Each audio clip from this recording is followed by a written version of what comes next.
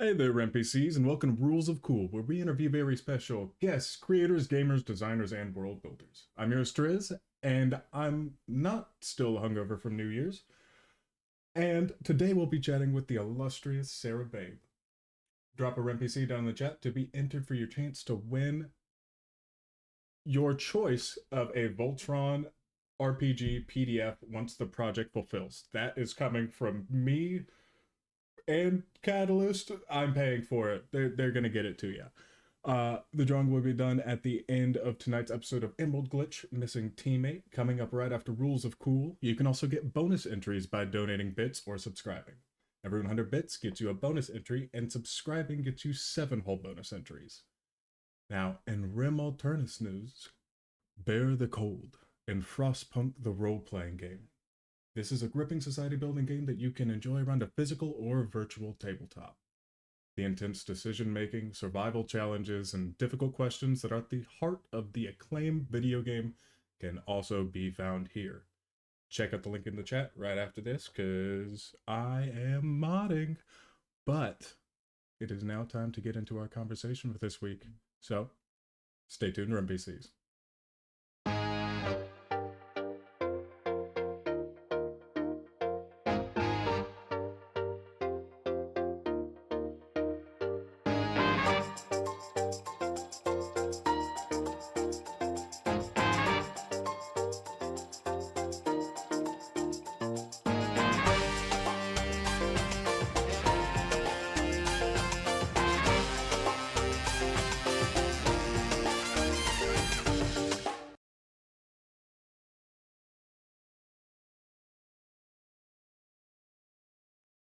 All right, welcome back, NPCs, and welcome back to you, Sarah.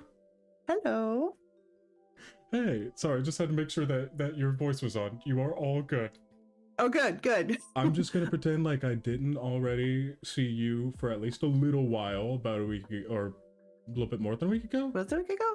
I don't even know what day it is. So We've lost all of the time. yeah, I don't know. It's may maybe or may not be 2025. it might have been 2 days. I don't. Well, okay, let's jog your memory just a little bit. As we always like to start the show, what is your history as a gamer? Hi, I am Sarah Babe. As a gamer, I have been nerding since I was a wee little one. My mom got me into comic books when I was younger, and then she started buying me magic cards once I got into high school, and then it just went downhill or uphill from there, depending on your perspective. And yeah, I started doing, I did a lot of radio when I was younger, so I started doing podcasting about 13, 14-ish years ago, and it just kind of went into like actual plays and doing a TV show and just generally nerding around. So it's been very fun.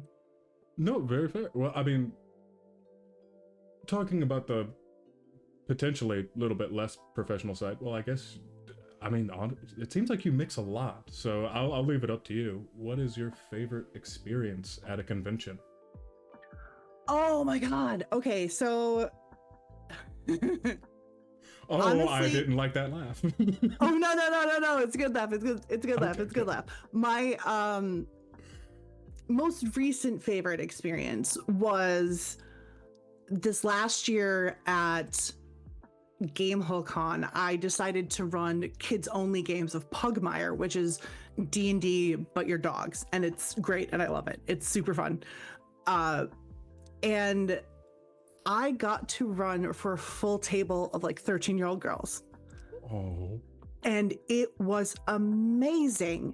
It was just seeing how they were developing as gamers, and it was awesome. And one of the girls was a guy I went to college with.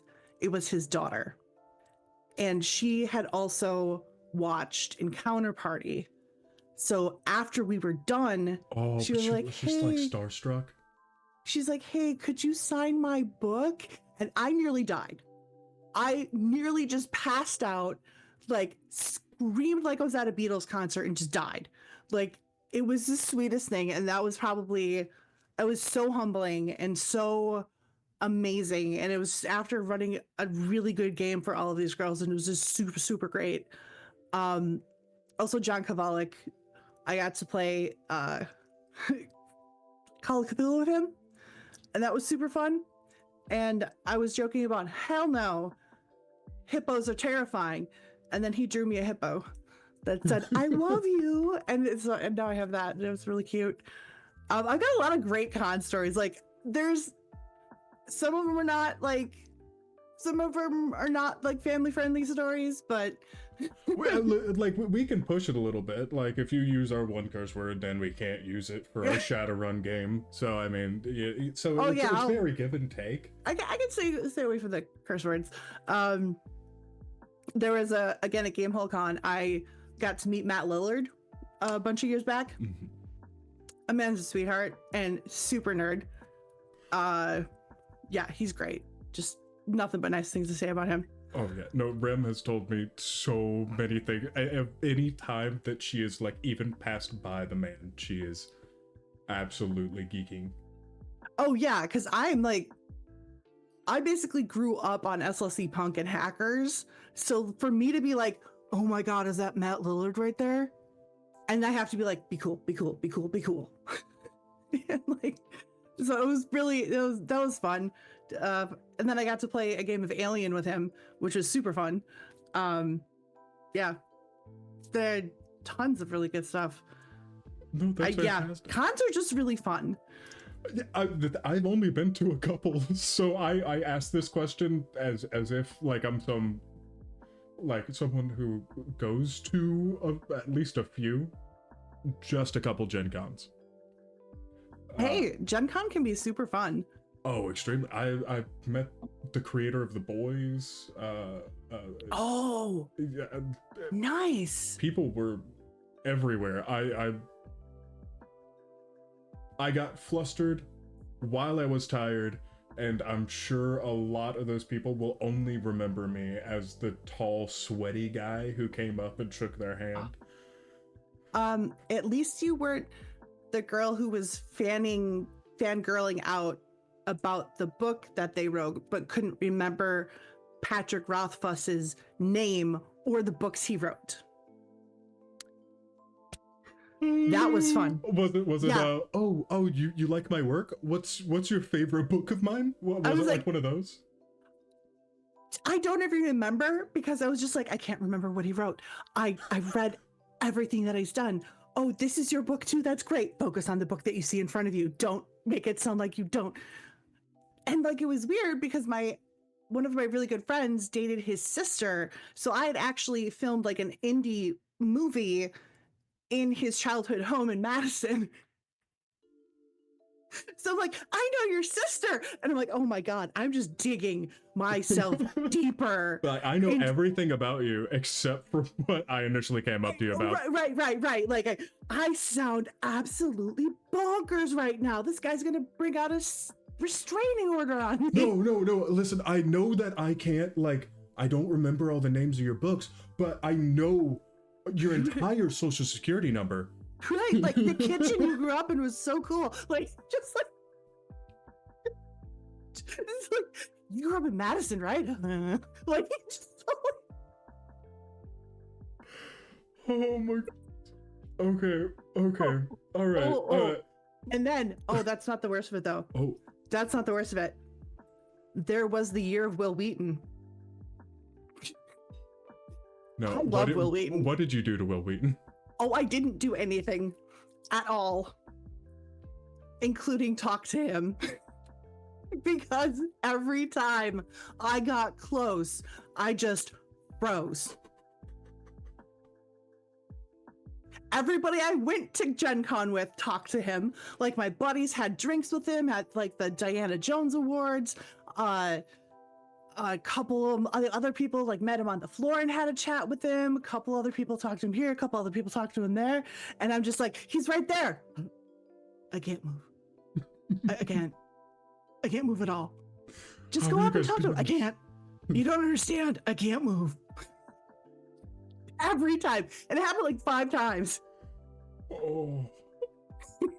He's like, because I'm a giant Trekkie as well. So I was like, yeah, Wesley Crusher, like everything. It's so super excited. And I'm just like, huh? What do I do?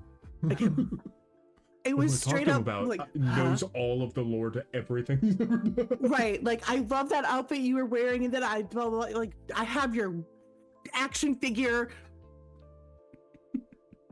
I do, but I am just imagining going up to someone of that caliber and be like, I have a little you in my room. right? Yeah, like it's on my shelf in my living room. I have another one that's in the basement in a box. Like, no, there's nothing good about that second. That doesn't make you get a restraining order on yourself. Oh my. Okay, all right. Pulling a little bit away from the nerdy stuff and more. Okay. Well, I mean, all depending on how much there is actually in this question. Sure. Even if it was just long enough to ask for uppies, what did you do before entering the gaming space? Oh, And I know that you touched on it a couple of times, but right. when the moment happened where you're like, I love TTRPGs, I love doing this for crowds, or I love doing this in private. Before that moment, what work, life? It's been really weird because I joke with everyone and I call my gaming and like what I do with streaming and like TV acting and stuff like that, I call it my hobby career, because I just have like, other than gaming, I work for the city of Milwaukee.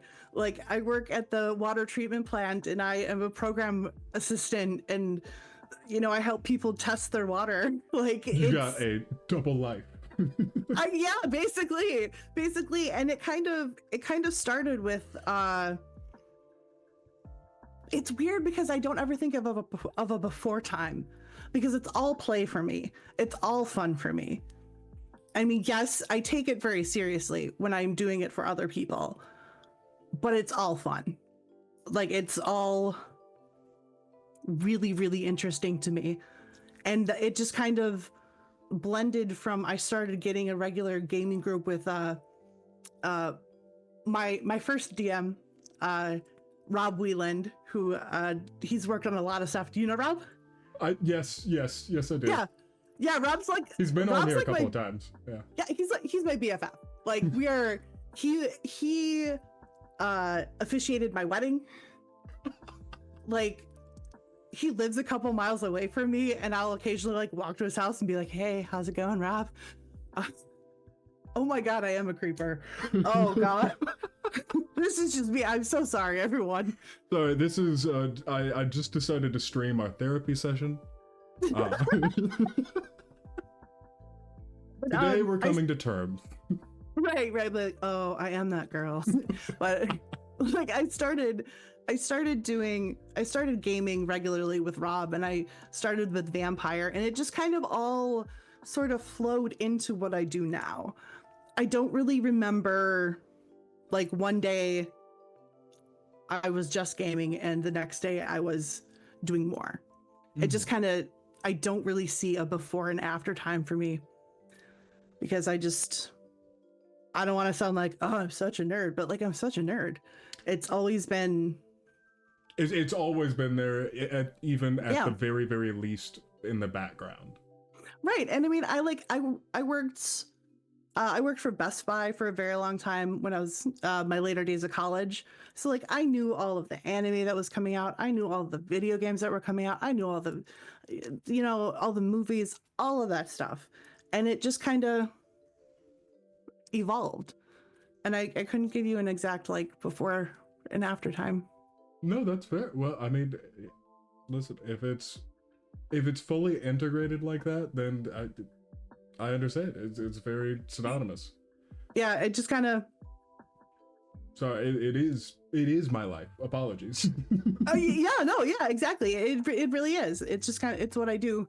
some people have sports. I have nerd. I immediately heard in my head, we have a Hulk. Well. We have a Hulk. Well, to go back into gaming then, what is your... I'm going to separate this out into two.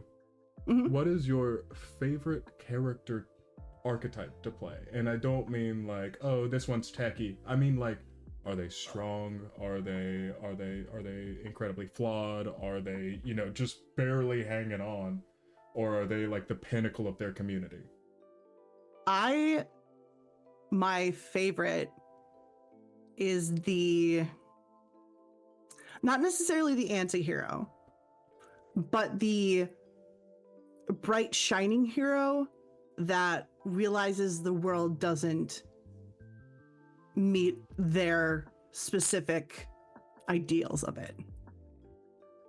Just the realization that the world sucks. It's kind of what I really like to do. That lawful good, but oh no, the world isn't lawful. Yeah, exactly. Like realizing, oh, this is not how it's supposed to be. What are you doing here? I do love me a good heel turn. I really do. I'm a sucker for it. If somebody's like, hey, anybody want to be the bad guy? I'm like, yes, please. I'll do it. Everybody's gonna hate me? Okay. I'm good. Let's do it. It's fine. Let's roll it. Yeah, let's just go.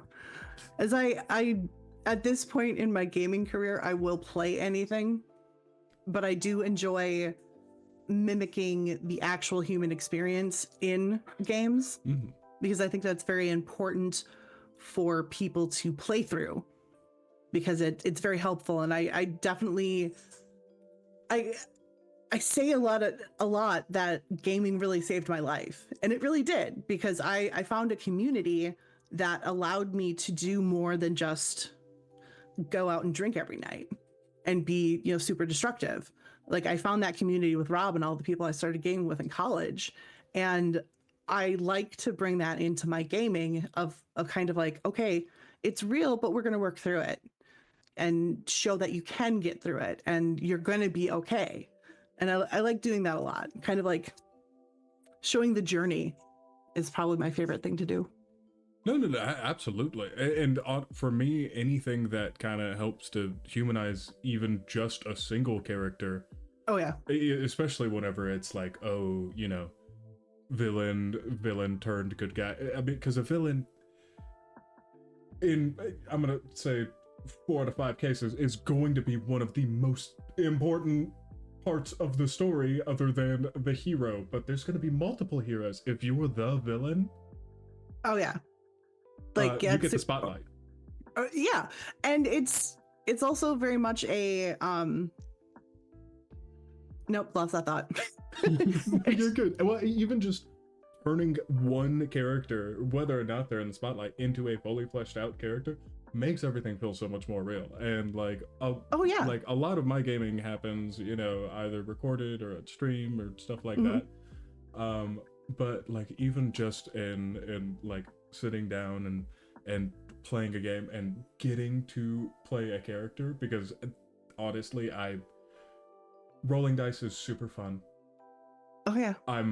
It's like right there with acting and having a real world to play around in, where not everything is black and white, is such a fun experience. Yeah, and I really love the challenge of the improv that is involved with role playing. I get to the point where I'm like, somebody wants to run a game, I'm like, cool, who do you need to play? Well, what do you want to play? I'm like, no. I asked you who you need. Like, do you need I'm looking a for a challenge. I'm giving you a challenge. Does the party need a healer? Like, you know, it just kind of, I like to adapt to all of that. And I like the interplay with other characters. Like, I'm notorious for being like, so, hey, you want to be like my brother or sister? You want to be siblings? Let's do this. Like I do this, I especially do it with my theater of the mind players Mm. a lot. I'm like, hey Tawny, you want to be siblings? Hey Tony, you want to be siblings? Hey, you want to be related? And it's so much fun. Oh no, no, I love it whenever backstories intertwine like that. Oh yeah, it's my Well, favorite. uh, I okay. So can you tell me a little bit? Are you just primarily a player? Do you Oh do no, you run? oh yeah, I'll run games Okay. too. My I'm trying to think of like a first experience. I think my first experience running game was for Margaret Weiss Games. The year at Gen Con, they were debuting the Firefly role playing game, Oh, and I was running demos for folks at Gen Con, and I love running a con table. I really do. It's so incredibly fun because after I did a bunch of the demoing for Firefly, I started running games for IGDN. So like I'm playing indie games. Like I don't even remember what the games are right now, but I remember it was fun. And it was just I think I did it like Part-Time Gods. Um what's that space one that's really good where you can play a teddy bear thing? Um Bulldogs. bulldogs? Is that what? Bulldogs. Sorry, let me look in the chat so I can pretend like I knew what you were talking about the entire time. Just waiting on Tula Oh, real quick. He's yeah. Tube is basically me. I also looked back up at chat and giggled a little bit because on this interview show I have Triz above me, Mhm. and I saw Triz action figures win and giggled a little bit to myself. That's fun. No, he's not gonna give it to me. That's mean. No, Um, I mean, but like there's like Bulldogs, Part-Time Gods. I can't remember any of the other games right now. I'm going to run Eat the Reich at Gary Con, and I'm super excited for that one. Super excited because that game is good. I think I've seen a little bit of gameplay online of that because it's ringing a lot of bells. I for a moment there, I was thinking about Secret Hitler. Eat the Reich. I know I've heard about it. The basic premise: you are coffin dropped behind enemy lines in 1941 occupied France. You have one job: eat Hitler. You're a vampire. You go eat Hitler, destabilize the entire Nazi regime. It's amazing. It is so over the top, ultra violent fun. It's just, yeah. Inglorious Bastards as vampires. that. It's, yeah. All right. Yeah. All right. Okay. Yeah. Well, I know. Eat the Reich. It's a great game. You want to come on for like a one-shot show? Oh yeah, Run some Eat the I love Reich? that. Yeah, let's do it. Okay. We'll talk a little bit more later then. Don't threaten me with a good time. Because I'm pretty sure I'm sure that Tom is probably about ready to play a game instead of running one all the time. Because he Yeah, runs I'll run this a game. one and like a sister campaign at the same time. Yeah, I could. That would be I'll run a game. I love it. Like it's all super right. fun. I ran Bluebeard's Bride. That was a good one. I don't think I know that. Bluebeard's Bride is from Magpie, if I remember correctly, and it is a game specifically of feminine horror, where you are playing different aspects of the bride, and Bluebeard is the man who you marry Oh. and leaves before he's able to consummate your marriage, and you are given keys to the house except for the one door you're not supposed to open. You have the key, but you're not supposed to open it. And there's plenty of rumors about how Bluebeards has had many wives, and they all died, but there's never been like a funeral that happened, and like there's all these weird doors that you go into in the house, and like, do you decide to betray him and go in the door you're not supposed to, or do you decide to stay loyal? And like, it's fun. It is very horror and very fun. Um,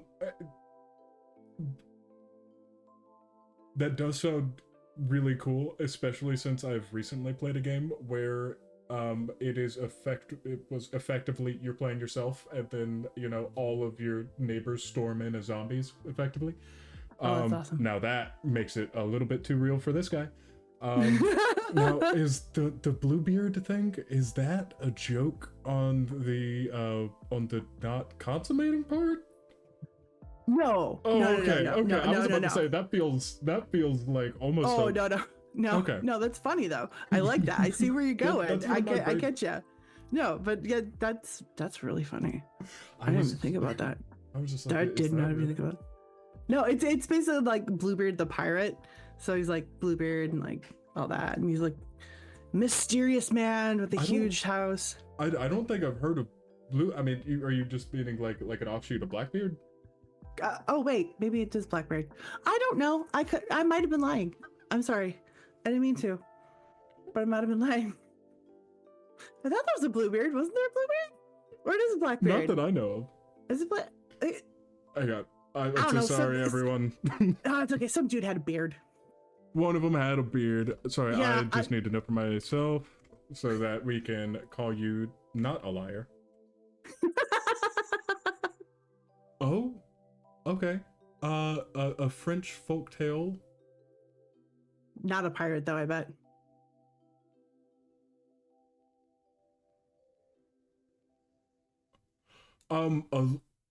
It means a man who marries and kills one wife after another. Yeah, that's literally okay. You were right. That's exactly what it means. Okay. Yeah, it's basically, yeah. You were actually more right than I initially thought you were. Hooray! Not wrong. Less right. Wait, less wrong. There we go. But that was a very fun one. Also a very fun rabbit hole. Yeah. Well, Sarah. Yeah. I know that you have been able to reach out and do more than what honestly a lot of people have been able to do, especially given that this is kind of your hobby by your own words. Yeah. Within the nerd sphere though, what is one dream project that you've always wanted to work on that you just haven't been able to yet? Oh wow, that is, oof. That's a tough one because I like a lot. I have okay. Along with being a gamer, I am also a big friggin' weeb. So I love me some anime and I love me some Gundams. And the closest thing you can get to Gundams in the nerd sphere is like Battletech. So I'm like, I want to play with little robots. So that would be great. That would be super fun. Also, if I could get like on an official vampire show, that would be super great because vampires, like, that's my near dear to my heart. First game, I bought my first second edition vampire at the old school game guild in like Geneva. So like, that's near dear to my heart. But like, honestly, I'll do anything. I like games. That's very fair. I really like that attitude. Just in general. Yeah, like I don't. I'll play a game. Yeah, I don't know what you need. I'll do it. I'm not picky. Except maybe Rifts. I don't know if I'll play Rifts. Rifts? But I would try it. I'm so sorry. See, this is what makes me such a great interviewer. I don't know anything. What was that? Rifts? Rifts is it's an older system, and it's really crunchy. It's just lots of numbers and tables and addition and subtraction and probably multiplication. And I've never it's not my jam. It's a not bad system, wait, the system is not bad. There we go. I just don't particularly care for it. And I figured there's got to be one game that I'm like, about. Oh, that and L5R. L5R, I don't particularly care for the mechanics. It seems like really anything that is a little bit on the crunchier side that you're not going to be into, where you can't play into a character for too long without another dice roll and a calculator and Yeah, but honestly, I think even really crunchy games can be played very role play. It just depends on who you've got running it and how they can adjust that. Um, like, did I play the Warhammer role playing game? Or was that just it's one with the birds? was it a dream? I don't know. It might be. It's gotten to that point in my like gaming career, if you will, where I don't even remember what I played anymore. It's bad. Well, that honestly kind of does fit in with my next question. And also the name of this, Rules of Cool. Mhm. Of course, in gaming, it always means to not focus too hard on the rules or you stop having fun. Mm-hmm. What is one way in your life, whether in gaming or life, since, like you said, they're synonymous, that you live by the rules of cool? The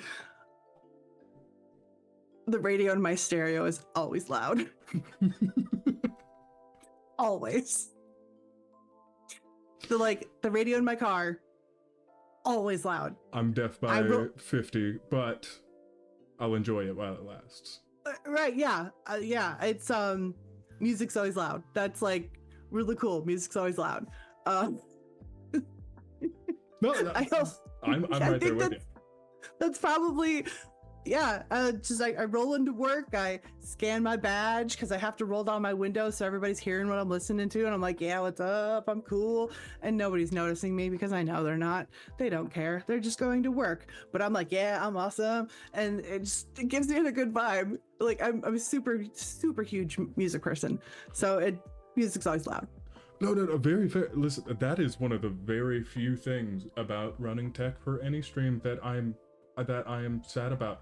I can play music for the stream, but Mm-hmm. I can't listen to music myself because everything that I hear, they hear. Yeah. That's why you get your phone and another pair of headphones. So you have an earbud underneath the headphone that goes over your ear. You got to think 3D chess on this, man. They're gonna see me in like just a couple weeks once the Amazon packages get here, and it's gonna be 5 or 6 layers of just like, hang on, now this one's Hold connected up, to the what? stream. This one's got Spotify. Hang on, mom, 1 second. What? Oh yeah, no. Sorry. No, Shanika don't live here no more. Sorry. Sorry, Like we gotta go. that was a really funny reference, by the way. It's Right.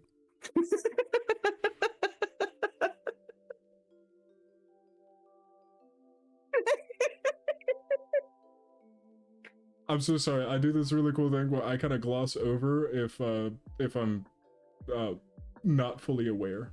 Oh, that's fine. It's fine. I don't even know what it's from. I just know it's funny. Oh, all right. Fair enough. Okay, well that honestly takes a lot of pressure off me because I certainly did not know what it was from. Absolutely no judgment whatsoever from here. Like, you're good. Oh, thank goodness. I get made fun of being a little bit younger. Oh, wait, how young are you, if you don't mind me asking? I haven't told stream that, so. Oh, okay. You're like 12, I'm sure. Maybe 13. Well, next 13? year. 13? Okay, yeah. Yeah, you're fine. I am almost out of my Huggies. Sarah, do you have anything else exciting coming down the pipeline? Very excited about. I have a new podcast that's going to be coming out called Gaming Shelf Help, and it should be coming out this month. It's going to be myself, our Lord of the Board at Theater of the Mind Players, Brad, and our buddy Drew. And it's going to be basically talking about games and saying, do you want it on your shelf? who would play it, who could run it, who are the people this is kind of designed for, and giving you that information so you can put it on your shelf or not. So gaming shelf help. So that should be coming out like mid-January, I want to say. And then there's also Encounter Party just got onto Tubi and Roku.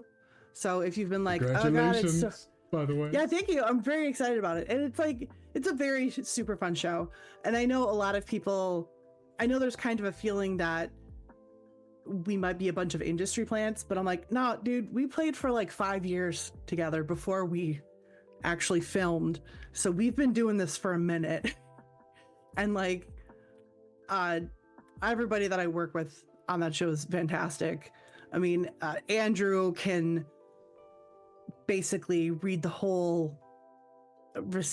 the whole player's handbook for you. Landry is just adorably funny. Ned is just full of spirit. Kari is just amazing. And David could act through a brick wall. He's just so lovely. And of course, Brian, our executive producer and DM, he's just so into it with like all of his voices, which is really, really fun. And it's nice too because it's very accessible. Because don't get me wrong, no shade on any other actual plays, but I don't have 4 hours to catch up on a first episode. And no shade, absolutely no shade. But you said it the third time though. Oh, if I say it a fourth, does that make it better? No, it's Beetlejuice. You can't. It just. Okay, little shade, not a lot of shade. No, I will accept the little shade. No, I have massive amounts of respect for people who can go through and listen and have the time to listen to like 3-4 hours at a time. But the Encounter Party episodes are like 1 hour at a time. And coincidentally enough, Theater of the Mind Players does that as well. And we are awesome. Basically playing everything but D&D. So if you want to get an idea for indie games or newer games that are coming out, if you look on our YouTube, you can probably find us. We just finished up Star Trek Adventures Season 2. I think we've got Vast Grim coming up. We've done Morkborg. We've done Vaesen. We've done a Delta Green. Everybody loves our Delta Green. It's really scary, but good. We've done Tales from the Loop, Things from the Flood. Or is it Things from the Flood, Tales from the Loop? I don't know.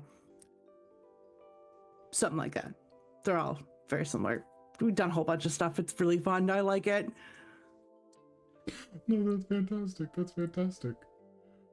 Oh. Okay, so, you know, I normally ask at least one more difficult question, and I feel like I haven't given you a hard enough one yet. Who's your favorite person to work with? I'm kidding. What's your favorite tabletop RPG? Oh, that might be worse. Yeah, can I answer the who person I like to work with the best? No. It's... Pick your favorite child right now on stream. Right, yeah, vampire. Yeah, honestly, I'm gonna have to say vampire because it's really,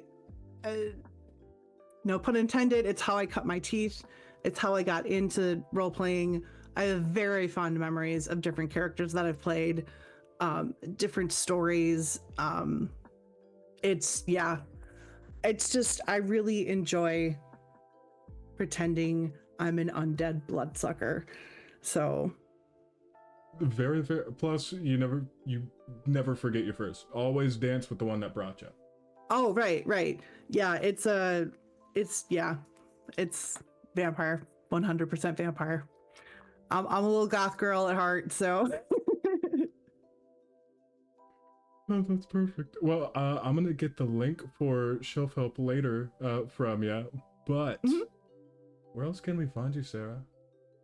You can find me on Blue Sky, SJ Babe MKE. I think you can find me on. Actually, wait. I can answer this own question because it's I have it on my phone in front of me. But I'm SJ Babe MKE on both Instagram and Threads. I'm not really on Twitter anymore. It's a little too much for me. And on Blue Sky, I am SJBMKE on there. But you can find me. I'm on Facebook and stuff, so you can search for me. Keep a safe search on if you're Googling my name, though. Trust me. You definitely want your safe search on. That's very fair with a name like Sarah Babe. Yeah, it's a little rough. Thank you, like, everyone. oh, My name has been Triz Snowflake. What's another good one? Triz Blizzard? Triz Blizz? Triz Blizz. No, that's my OnlyFans. I need my main one. Triz Tornado? Sarah, we're getting close to the top of the hour. It was lovely speaking with you. Thank you for all of your energy and everything that you do for the gaming community. Thank you very much. Thank you very much for having me. This has been absolutely lovely and absolutely wonderful. And hello, chat. I'm sorry I didn't look, but thank you very much for being here and watching. Oh my goodness. Okay, all right. I think that's a perfect note to sign off on, unless you got anything else. I'm pretty good. Will Wheaton, call me. Call me. I'll promise I will get a translator. I'll breathe heavily. What? No, no, that's bad. No. I'll say hello. But all right. Don't go anywhere. Sarah, you don't go anywhere either, because we will be right back. Okay.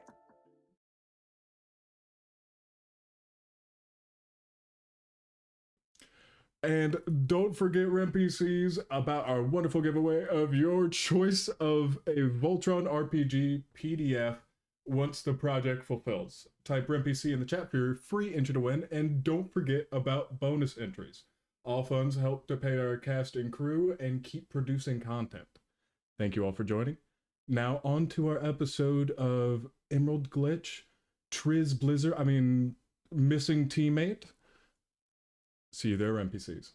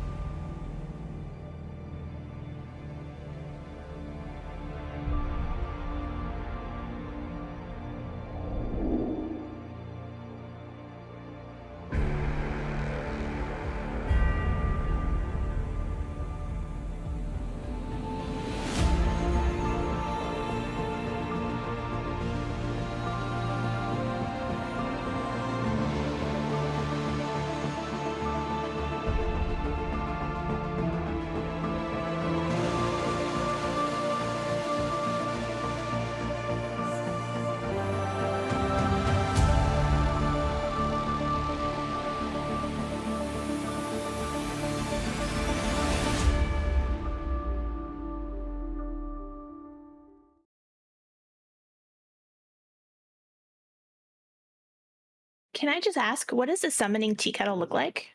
Oh, a summoning tea kettle. It looks. It is made out of cast iron that has been painted ritually with symbols uh, in blood, obviously, that are then coated Obviously. and shellacked over so that they don't flake off, that way it can last for centuries.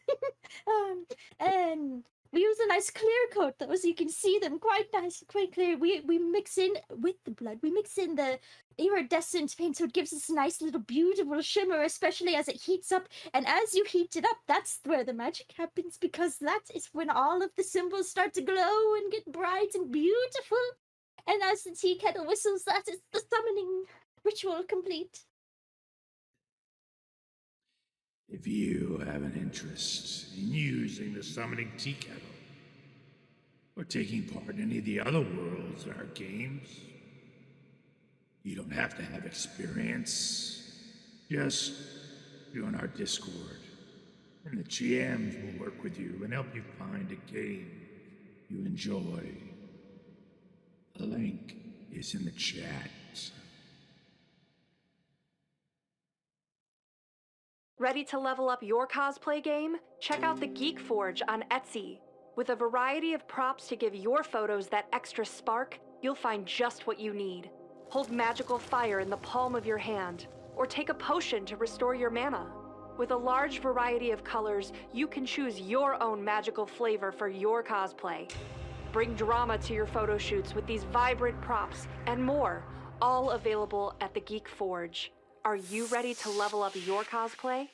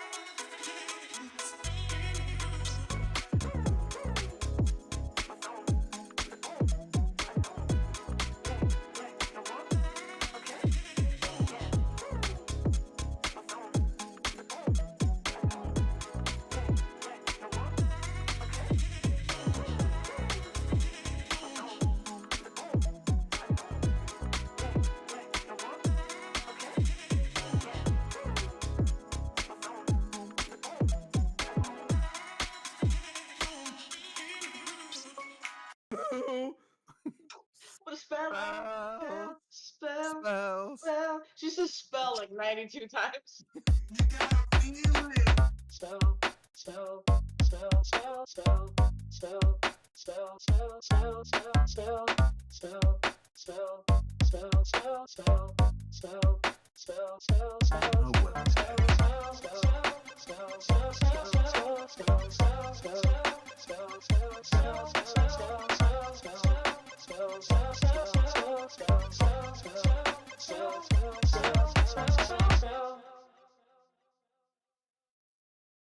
You get to play with us now, which is so exciting. So with channel points, bits, and subscribes, you can give rewards to the player of your choice.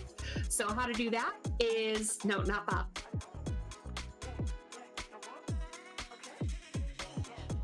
Channel points, I believe it is 500 points, gets you NERPs, which is +3 to any dice roll to the player of your choice. For 1,000 channel points, you can do a point of edge to any player. And for 2,500 channel points, you can do 4 edge to the player of your choice. Now for bits, for 100 bits, that's $1, you can do the NERPs. For 200 bits, that's $2, you can do the point of edge. Or for 500 bits, that's $5, get 4 edge to give to the player of your choice. And finally, again, the subs, if you subscribe, you can give 4 edge to any player.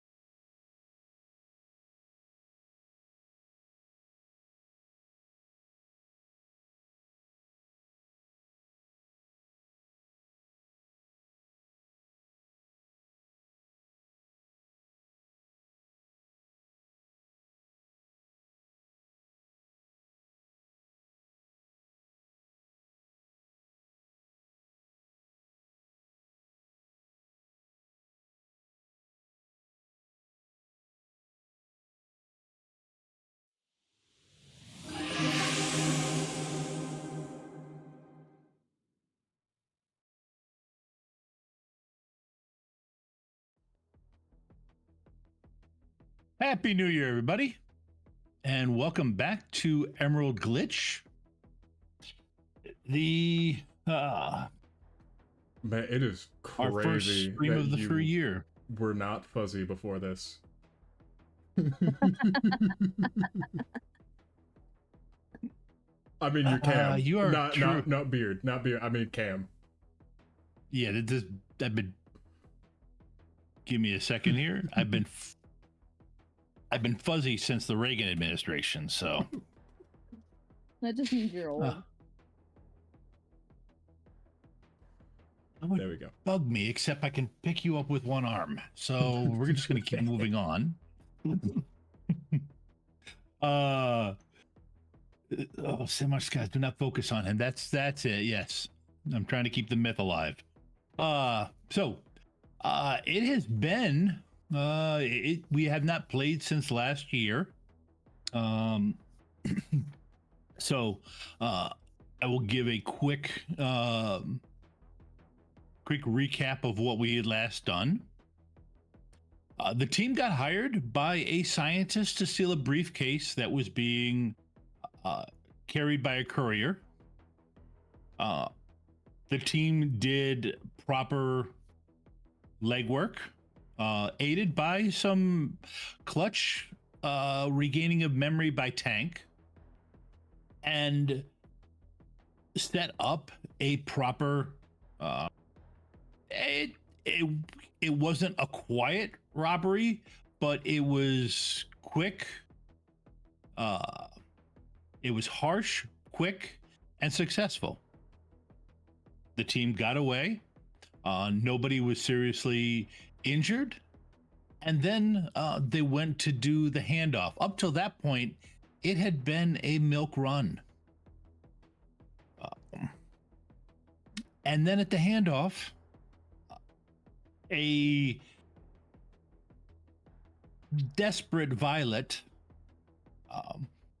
blurted out a question which caused the scientist, who, at least according to what Buck can tell, is also a stage magician, to use a trapdoor on the gazebo to drop down, while Violet dove at him through the, of course, required smoke that appeared. A security team converged on the rest of the runners. The runners gave better than they got, but they definitely got some, with Raptor being knocked unconscious and Roven having a lot of ouchies, with being basically riddled with gel rounds fired from a machine gun.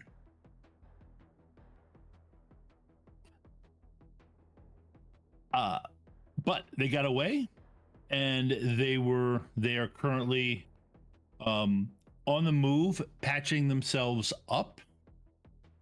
But we're going to go back to what happens to Violet.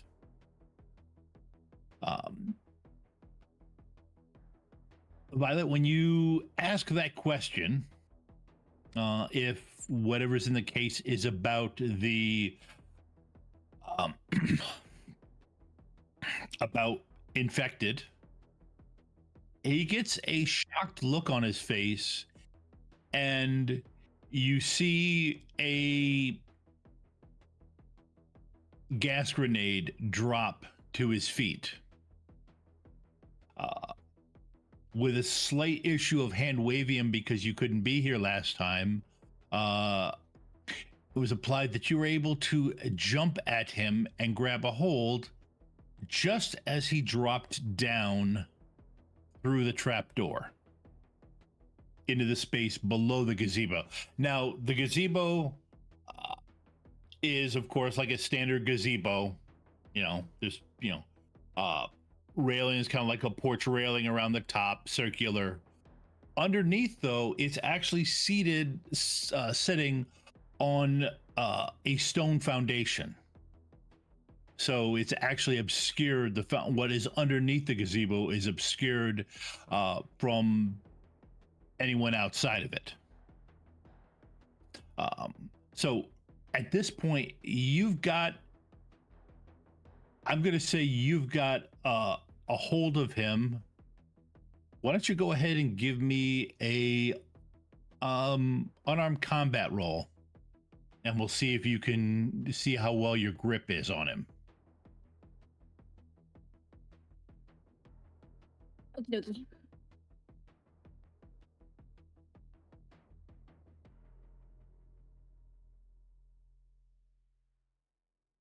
Not my best skill.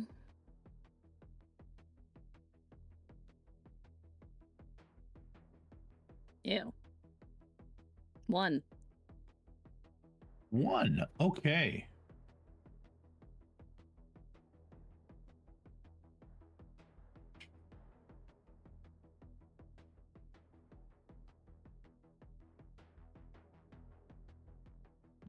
Mm.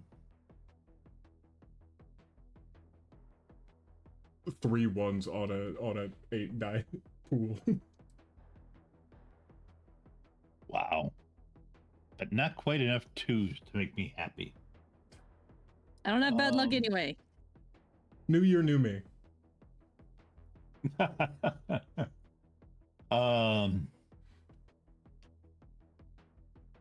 Okay. Yep. You have a hold of his clothes, but you don't really have control of him.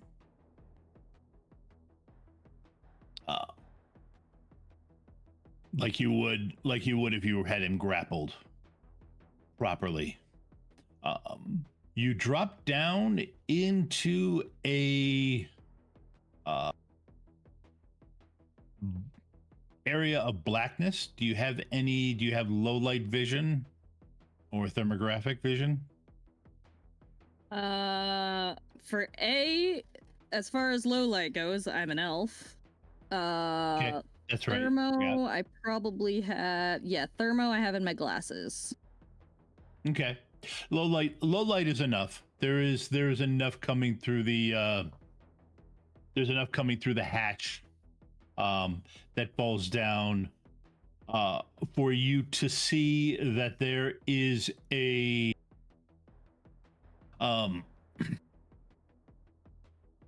as you are dropping down, there is a space,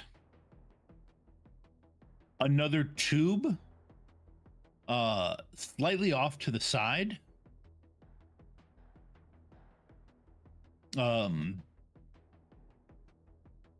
And he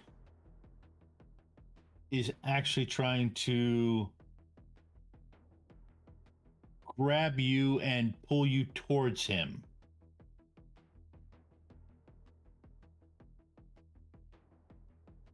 All right. We'll go along with it for now. Okay. It's all right. It's a means to getting my answers. Okay. All right. It's not great because this guy is not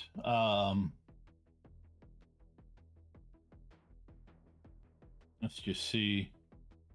He's not used to doing it with another person. And you do get whacked a little bit on the side as you go down. Go ahead and soak 2 stun. No problem. Okay. That should have. Okay. Yeah. Okay. Yep. But due to hand wavium, you will discover when you get down there that you did scrape off. You did get a solid scrape a little bit. Just so that Rovin can later on find your blood. All right, so you drop down. This tube, however, is much better than the last tube you fell down. It doesn't smell like fish. Nope, it does not smell like fish. It smells Honestly, it smells like spirit, gum, and um propellant. If you had to put anything, but it's not that overwhelming a smell. Um, but the both of you slide for a while.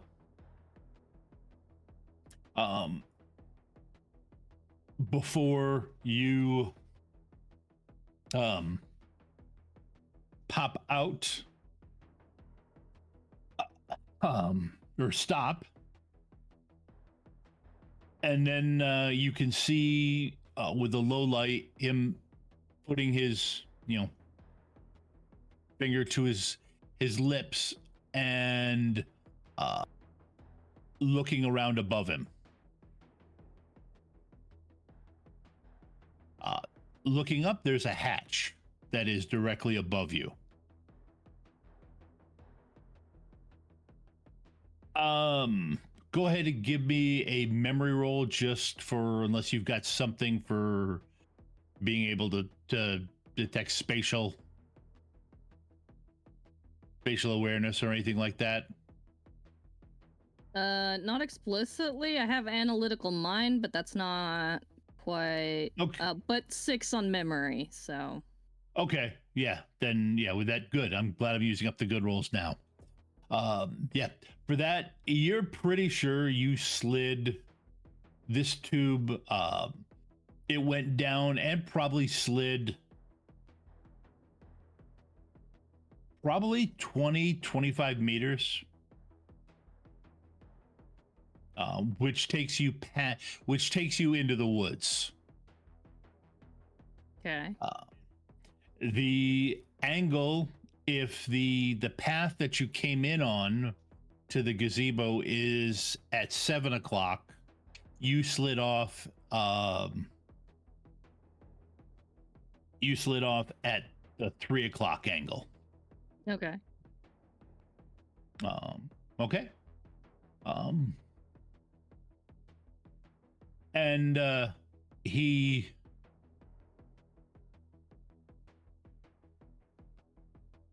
I'm gonna climb up and check, he says, and then he starts to go up the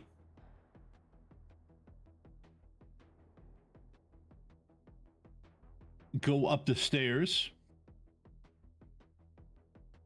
or go up the stairs, climb up the ladder. And he, using all the stealth that he possesses,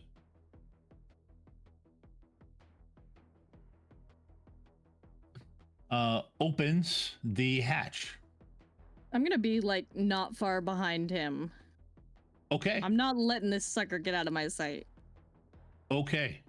Good. All right. At this as soon point, as he I'm pretty sure some of those were not his security. Yep. And I'm gonna end up having to protect him, aren't I? Yes, because as soon as he gets up there,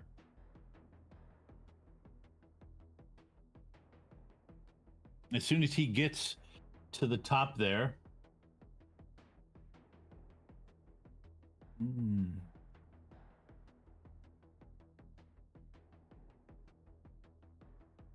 you see, sorry.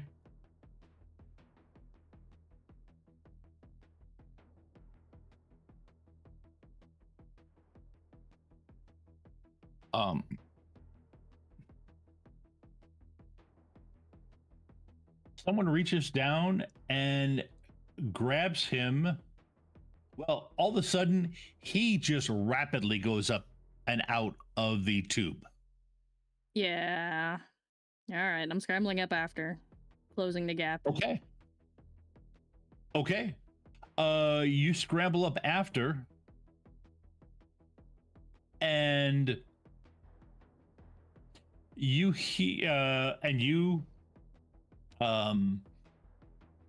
he is being held, an orc, probably. You figure based on his size, literally held up in the air. by him, and there are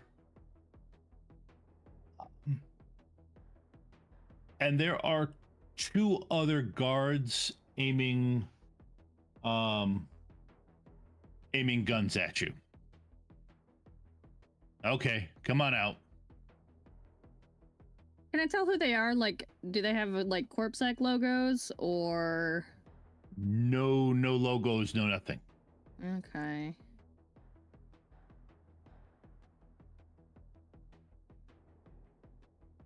All right.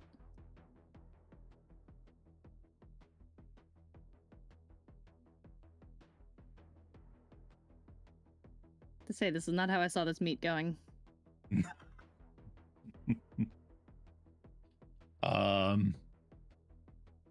Do you climb out? Like Yeah. they tell you? Do you follow Yeah. instructions? Okay. Yeah.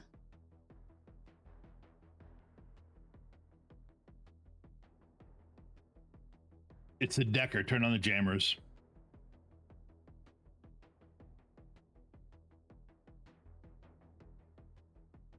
Okay, you two. Keep it quiet.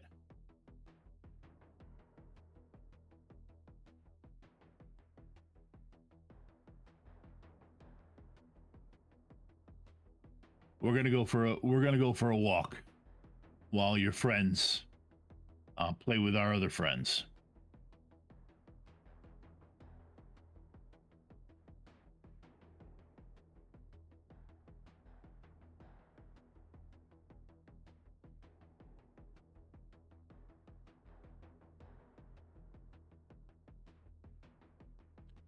The orc has a solid grip on the professor, and he's cooperating.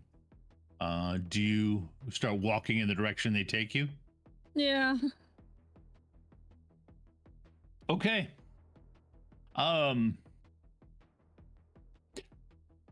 They take you out through a different. It's definitely a different path than you went to. At some point, they do the typical bags over the head routine and hustle you into another, what you're assuming is from the size of the step up, you're assuming it's a bulldog van. There was like a dozen of them, wasn't there? There was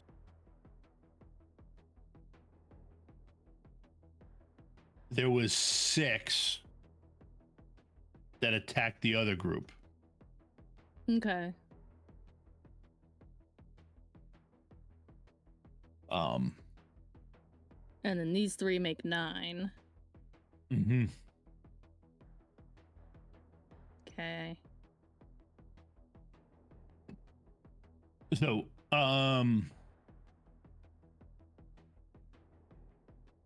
okay, you've been captured. They do put restraints on you. They are.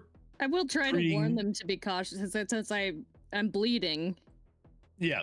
A pretty nonchalant, just careful with that. Hang on. They get out. They actually do first aid. Well, they don't want you bleeding in their van. Okay. So that was not what I expected. First aid with all in gloves. All these. What was that? Would they have used gloves? Okay. Yes, they had gloves on. Just not everyone is so keen on being sterile. Yeah, these guys all seem to be fairly professional. Okay, so what I'm gathering from this is that they were after what the professor was after. While you did see them take possession of the briefcase. Okay. They have not. They haven't opened it or anything like that.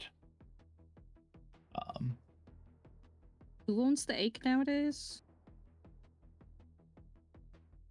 What was that? Oh, who owns the ache? Shiawase does. They had just bought it. There's still some questions about what they're doing with it, but okay. And you start getting driven around. Are you trying to keep track of what they're doing or where they're going and everything like that to try and keep track of where you are? Or are you just letting it going with the flow and seeing where this takes you? I think at this point I'm just kind of going with the flow, because like without knowing, there's so many factors, like speed, traffic, and everything else, that it's almost pointless to try and keep track of turns and whatnot. Okay. Yeah, they would. Okay. So yeah, so you get driven around for a while.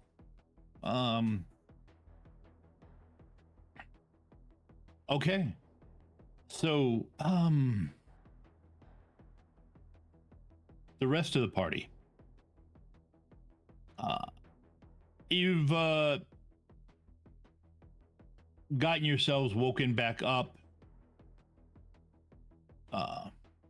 took a couple hours to shake off everything, heal up. What are you doing?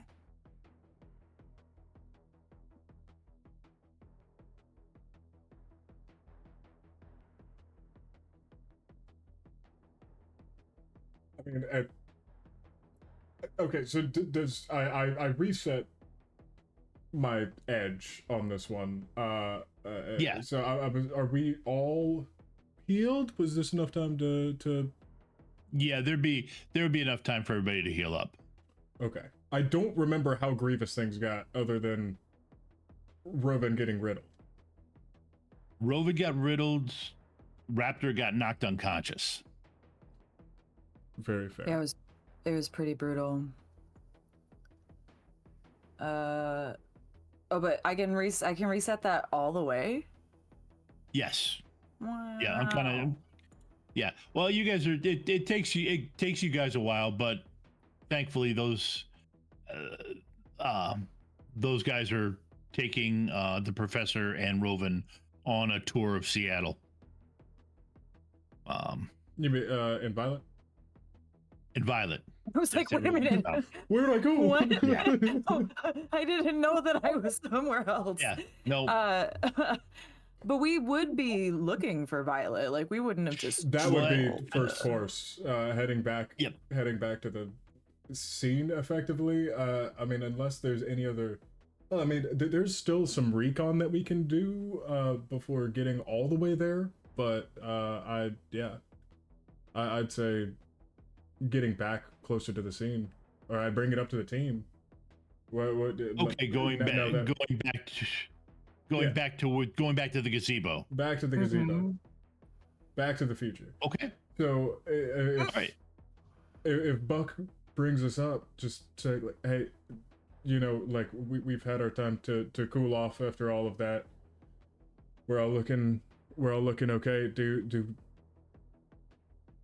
How do we feel about going back now?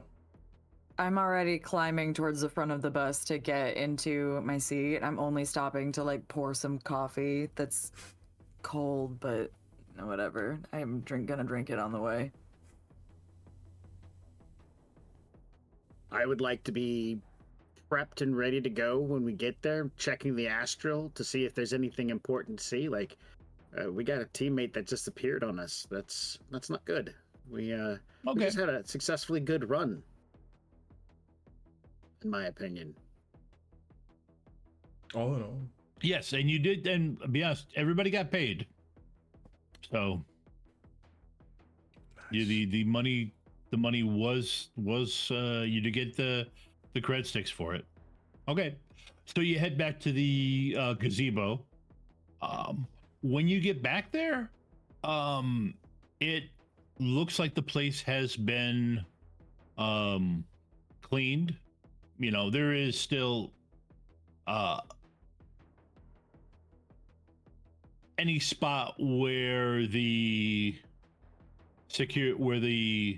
your attackers had bled has been sanitized in some way to not leave behind any trace.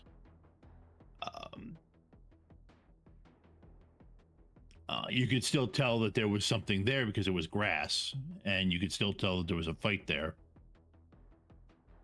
But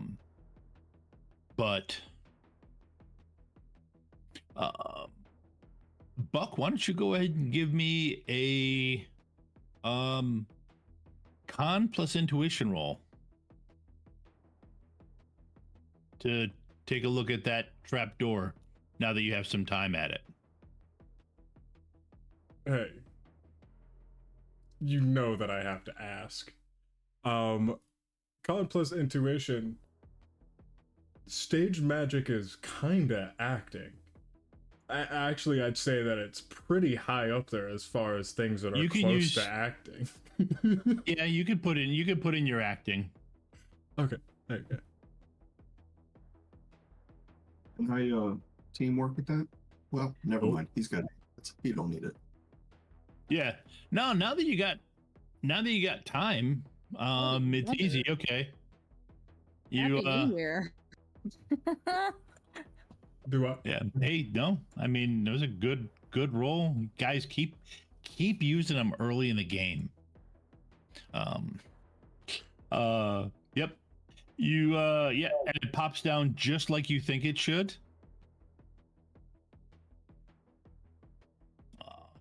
And shining a light down there, you can see the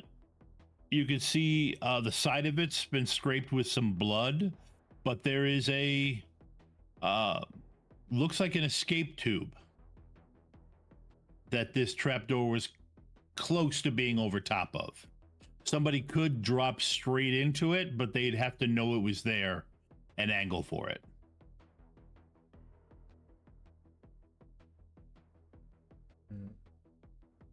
Like just off just center. offshoot. It's off of it just a little bit. So who jumps down the hole? Yeah, I'm just gonna look around and say, hey, I think I found our magician. He went down, or rather didn't find him, found one of his tricks. It's off in this offshoot. Does anyone want to go looking for Before he even finishes, he's talking about like some sort of trick and whatnot. I'm wandered over there and seeing this as an opportunity before he finishes his statement, saying, "Oh, hey, let's see where it goes," and I just step in. Oh, sick slide. Okay. Just to be sure, because you could critically glitch and end up mixing your blood with violets. Give me a athletics roll.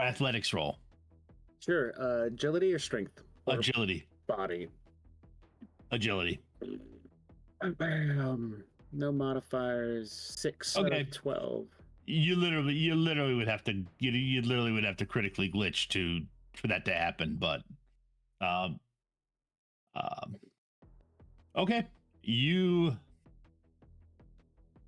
jump down, slide. It's not that bad. You know, you don't know what Violet was complaining about the previous week when she'd fallen down that tube from the trawler. Well, it's underground. It's got to be chilly, cold metal, or whatever he used on it. Ugh.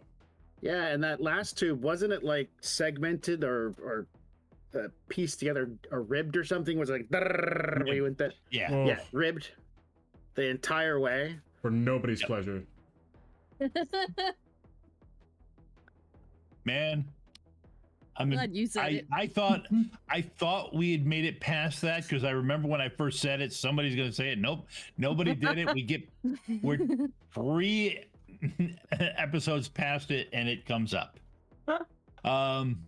Okay, you end same as same as I described. You end at the about, you slide for a while, you stop. There's a ladder there and a hatch above you. All right, I'm going to see if my phone works. First thing I'm going to do is pop it up and send a quick text message to Raptor saying, I found a ladder. Everybody else come after. Raptor doesn't get it because the text is in the bottom of the ocean. Hank's standing at the bottom of the ladder, waiting for something. Hank, take an edge for... I'm not sure for what, terrifying thing would be if it became marked as red. Yeah. Once I hear like the squeaking of skin on slide stop, I'm gonna make a call out to Tank and be like, hey, is everything okay down in there? Yeah, you hear him. It's it's only 20 meters. Yeah, hang on. I could just call straight down. Okay. Yeah, I'm texting Raptor the information. Raptor's not gonna get that. He doesn't got his phone on him right now. Oh, right. So yeah, since you can hear me, we're coming. There's a ladder. There's a ladder. You might want to use some baby oil in the slide because it's really kind of rough on the backside. Oh, Buck's got it. But it's better than that first. one it's better than the one in the trawler. Oh no.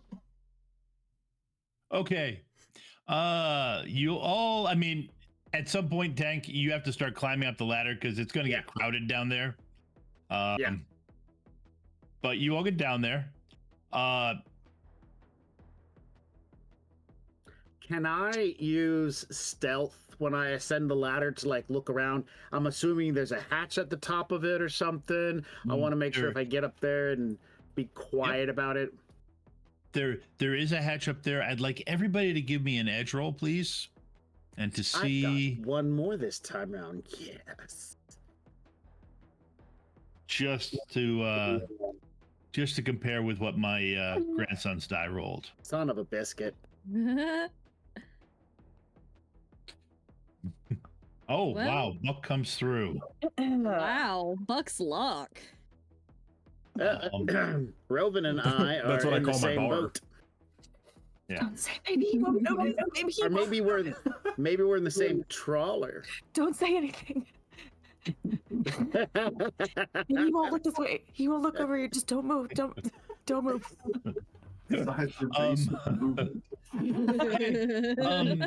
Yep. Yes, you are. It was to see if they locked it or not. I wasn't sure. Oh. If they locked the hatch. They did not lock the hatch. They left it unlocked. So yes, you're able to push it up. Quietly. And you did quietly. Yep. Okay, good. And look around. Quietly. Quietly, yep. I look around quietly. Well, there's only one thing that looks around loudly. And that would be, an angry ex-girlfriend of mine. So she can have loud looks. So looking around, you could see that there was definitely people around here. And there are probably tracks, but nobody's around here now. All right. So if the coast is clear, are we entering into a parking lot, another building? Is it? What are we entering? You're entering into the woods. Into the woods. Yep. Into the woods. Yep. Okay. So I will look back down the ladder. It goes into the woods. Are we talking a park? It not goes into the woods. It is in the woods because there was woods all around the gazebo. Mm-hmm. And it comes into the woods. It's tough to tell right now how deep you are. Just no gazebo inside. There is no gazebo in sight. Yes. I mean, 20 meters is a pretty decent distance. So, I mean, it might take a moment or two to search and find the gazebo. Well, I don't think he like carried her out of here. There's got to be a road somewhere around here. We should split up real quick and find the road. Well, if anybody has outdoors, you could go ahead for looking around for tracks. Tesla, I haven't touched grass in ages. No, that's Okay, fine. then you can roll. Yeah, this is the wrong crew to ask about the outdoors. I did not think about that. Yep. This keeps coming up though. It keeps coming up. This is a very handy skill. It's a handy skill, and it's not outdoors in Shadowrun 6 is not just about the outdoors. Yeah. It covers a lot of things that are environmental. You can roll out. Yeah. So you can roll outdoors. We've had people roll outdoors inside because they need navigation moving around a big arcology. It's really misnamed, but I lost that argument. So let's see. Okay, yes. So give me a perception roll then. I feel like survival would have been a better name for that skill. That's what it was in. Oh,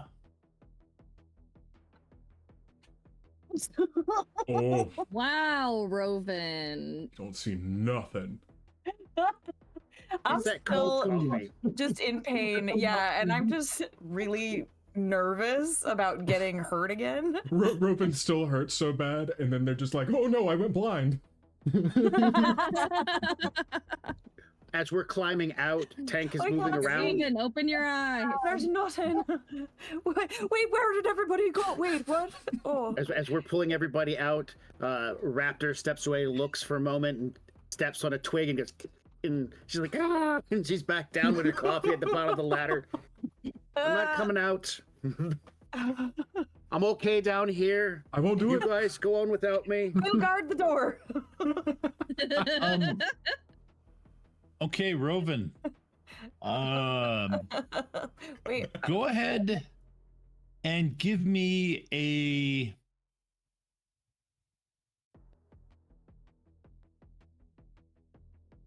I would say, give me a magic plus intuition roll. Okay. That sounds fun. Magic. Where? Everything is weirdly shaped and I can't find my magic button.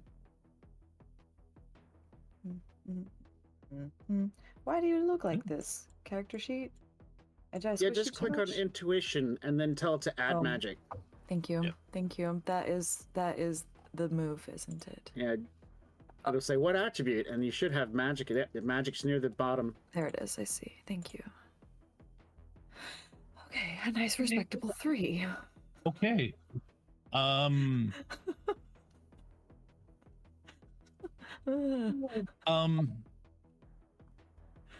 Okay, now give me a composure roll. The one that I'm failing IRL. Okay. Cool. Hey. Yeah. Okay. All right. You managed to hold it together to get a full picture of it. Your ally spirit is in danger. You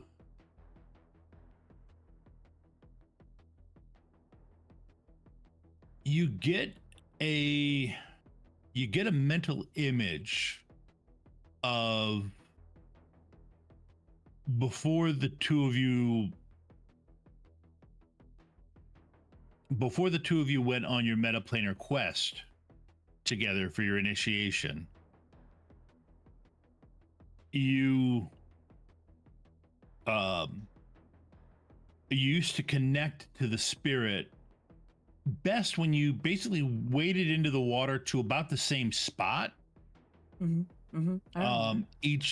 each time, and there was always this feeling under one of your feet. Yeah, when I you remember. did. And you realize that whatever you were touching is important to him, and you have an image of a bunch of people that move a lot like the security team that just tried to take you, that just tried to take you guys out, moving towards down that same beach. Oy. In a search pattern. And you feel the fear if they get that stone, they will have your ally spirit.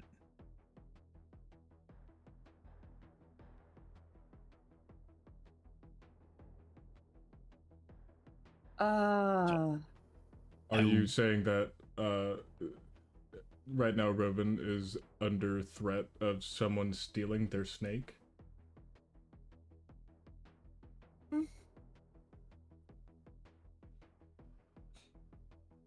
Yeah. Okay. So I just needed that clear. And you're not sure about it yourself because you haven't gotten formal training, but considering how bonded you've become with this spirit, that's why I had you roll composure, because them getting this stone could be bad for both of you. Very bad. Well, very bad for your ally spirit, and be bad for you too. Oh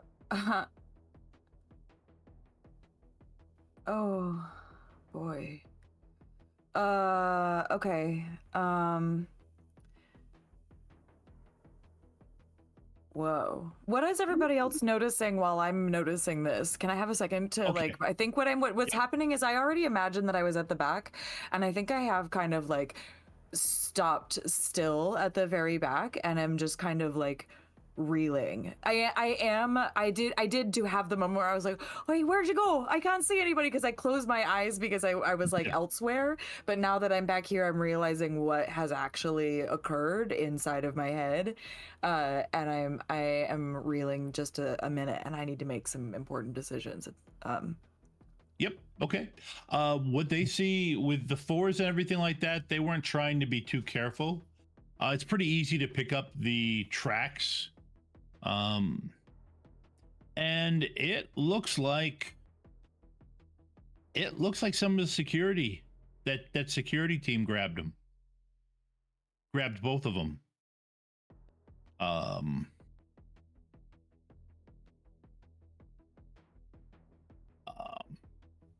You can tell you're definitely, well, actually, yeah, you can tell from the size of the feet, and that, there's combat boot prints.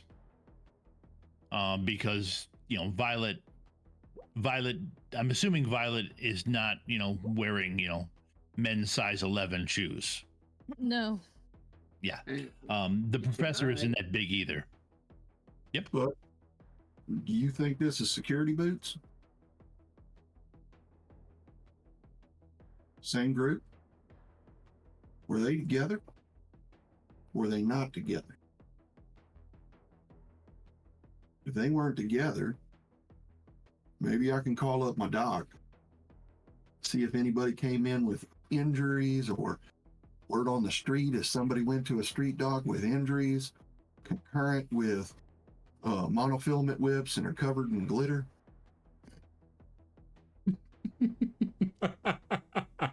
It's gonna become a signature. Glitter. Did we put the glitter? Was the glitter bomb on this one, or was that on the one before? That's the one we used on the guys in the car. So the guys in the car coming in with glitter makes sense. Not covered. We got to start doing that every time because it makes it easier to track people down. It's a good Well, I signature. mean, you're not wrong. We just need to go by Joanne's and pick me up some more glitter bombs. Just order a 10-pound box from not Amazon. I'm just imagining like a Christmas ornament. Right. But what I'm saying that's is like, if we can track down one of their people and have a talking with him, we might be able to find Violet. Yeah. Because none of us are going to be able to hack Grid Guide. I don't know anybody that can do hacking like Violet does. She was my contact for hacking. And to remind you guys, you did shoot off one of their hands.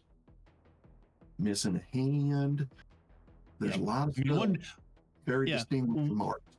Yeah, Oh, I forgot. One is missing a head. You're pretty sure they're not going to take him to a dock. But the leader with monofilament whip damage, he still could be alive. And that is a fairly significant, or a distinctive wound. I mean, it's worth calling him up. Yeah, do it. You were in the hospital too, like you already know him. Yeah. With the perception of 3 successes, do I find highway, roadway anywhere near this opening? Reasonably if you start walking in the direction of the path, you come out to a spot where there was a vehicle. Okay, or where a vehicle could be. From it looks like there was one there. Yeah. Astrally speaking, do I see any violence or bad bojo juju or anything like that left behind? Like if somebody had been given, a double tap just to make sure they won't talk or anything. Make sure we're not chasing after ghosts. Yep. Go ahead and give me an astral roll.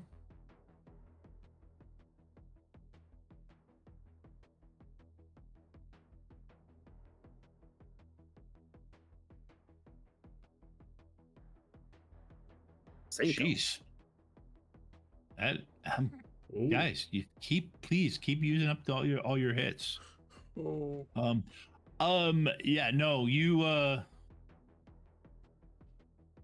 As you scan around astral, you don't see anything that makes you think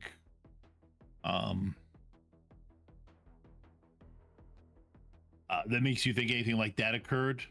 Cool. I'll relay this to the rest of the team, so as at least we know that at this point in time during the whole event, both of them were still alive. Yep. So we won't have to be worried about looking in hospitals for either of them, or morgues. Maybe. But while he was doing that, did somebody want to call their doc to see if they could find a doc, to see if they could reach out? Whenever we were looking at the footprints, and sorry, just because I was trying to fix something. Who was the first person who noticed the footprints? Because it was Raptor, right? Or is that what Buck saw? Because we got matching rolls. Yeah, well, it honestly was something whereas you were... Yeah, you both would have seen it because you were seeing footprints around there. They weren't hiding them. The actual path that they went off on, you would have tracked where that was too. Yes.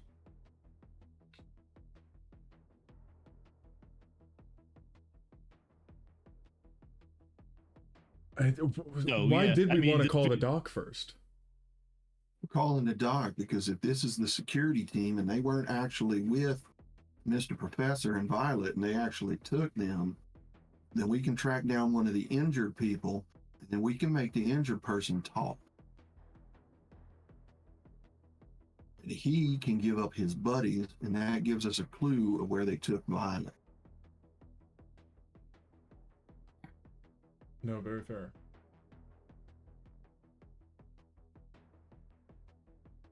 I'm sure Tank can make people talk.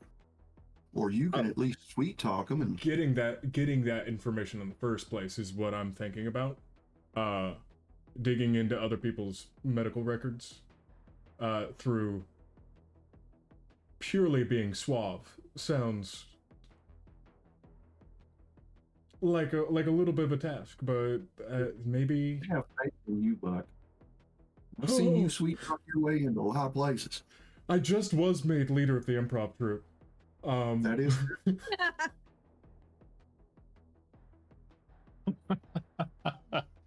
I mean, that one show, I swore to God you was surrounded by penguins. I really did play the part. Okay, all right. Is anybody else imagining a Shadowrun group that also does improv on the weekends, like together as a group? Shadow. There was an episode, shout out to Pink Fohawk, who did an episode where one of their troupe was a theater major and they had to do an improv set.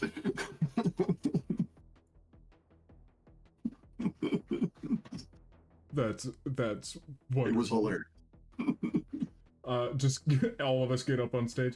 Hey there, all just trying to blend in. Hey there, we're the Shadow Funners.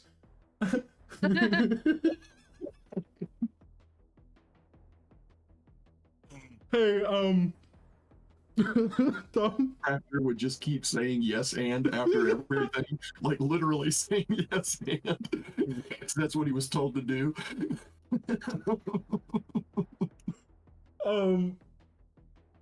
I'm so sorry. I think I derailed this. It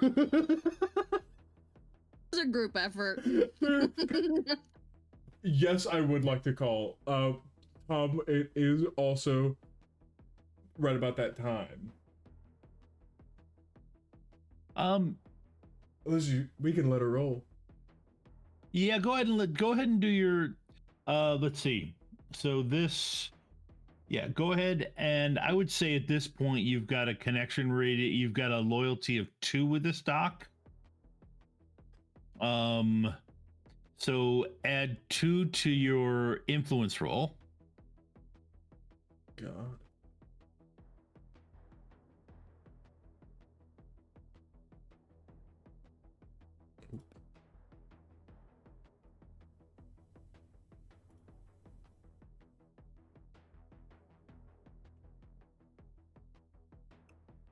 Another 5?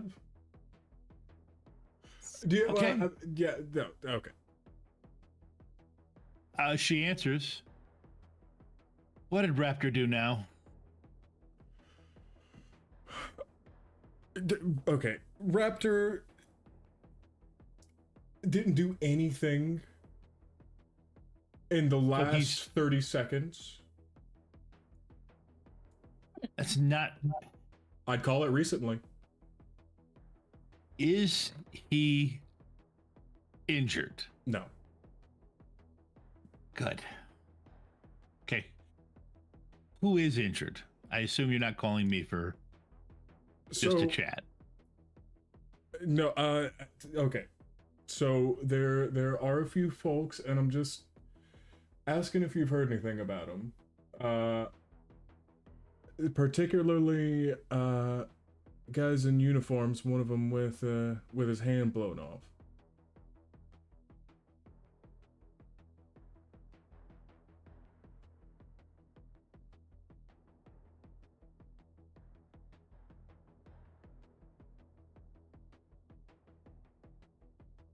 And then, throwing in,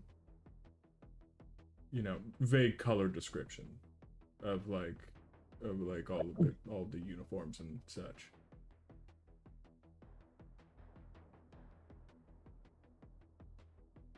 Huh.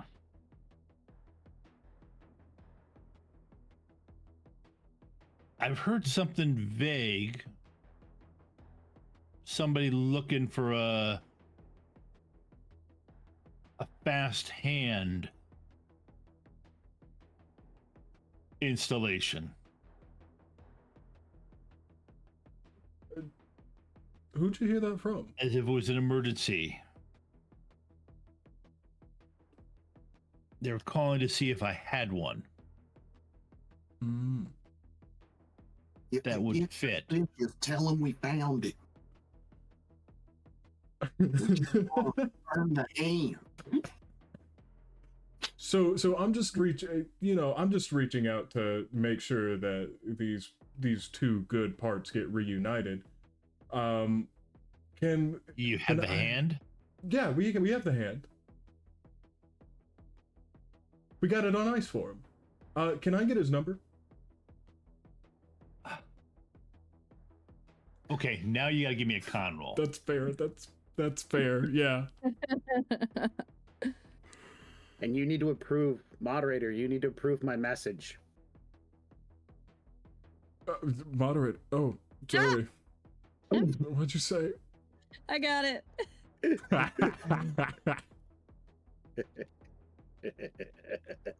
Completely innocent.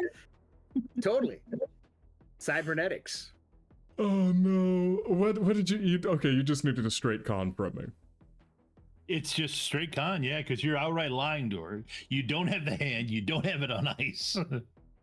That's fair. That's fair. Oh, did I not? Did it not go through? It went through. Got 5. You got 5. Oh, okay. So I thought it was the same 5 that I got up there, and I didn't realize. Okay, fair enough. I don't have his number, but I do have let me reach out to the clinic where he's at. And I will get back to you after Tyler here gets a chance to do the spiel he has to do, and we take our first 5-minute break so I can go get some GM aid. Very fair. Okay, all right. I didn't have it up. Hang on 1 second. Everyone, make sure to drop a REM PC down in the chat if you would like to be entered for your chance to win your choice, either the Legendary Defender or Defender of the Universe version of the Voltron RPG PDF once the project fulfills. That one I'm just gonna be sending you. That's not a Catalyst thing, that's just I'm getting it for you. And other than that, so I do not have a new commercial, but I do have a singular new commercial that I'd like you all to see. But we'll be right back. Tired of getting left on red? Bored of normal human relationships? Scared of dying alone? Then get ready for Mythed Connections. Mix and mingle in a magical world. Myth Connections is your ticket to a night filled with laughter and flirtation.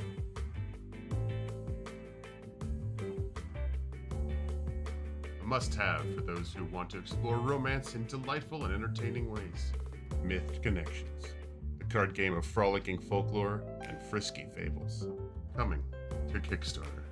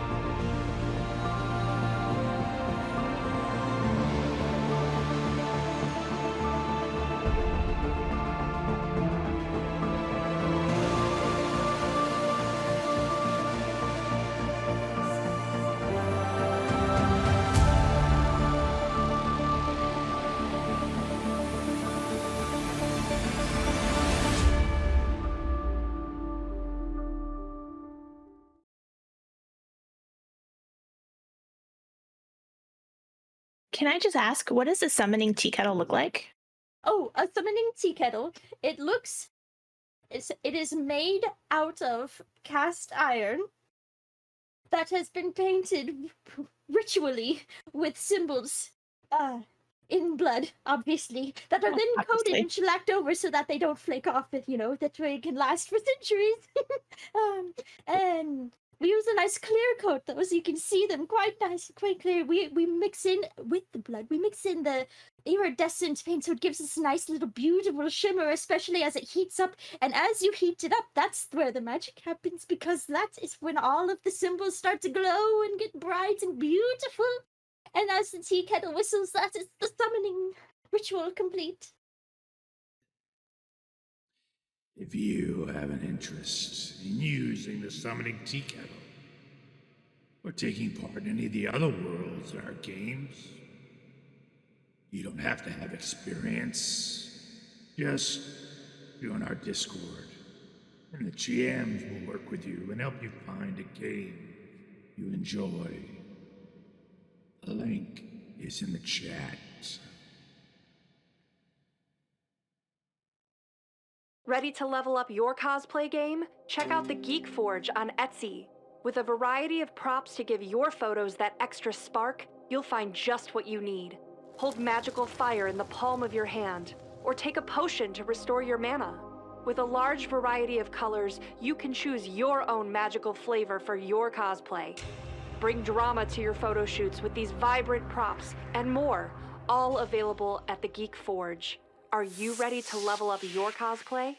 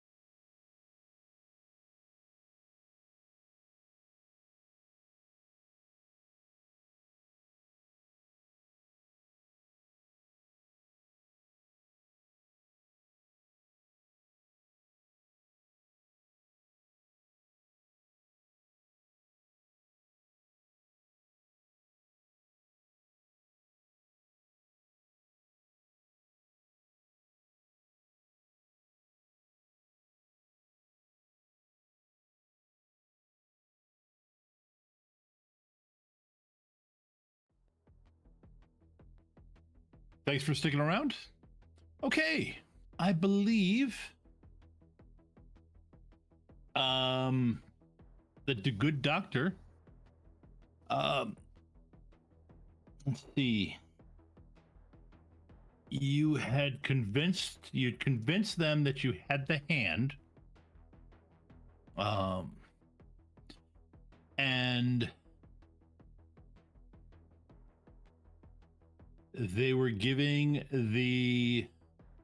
they put you on hold while they were calling the clinic.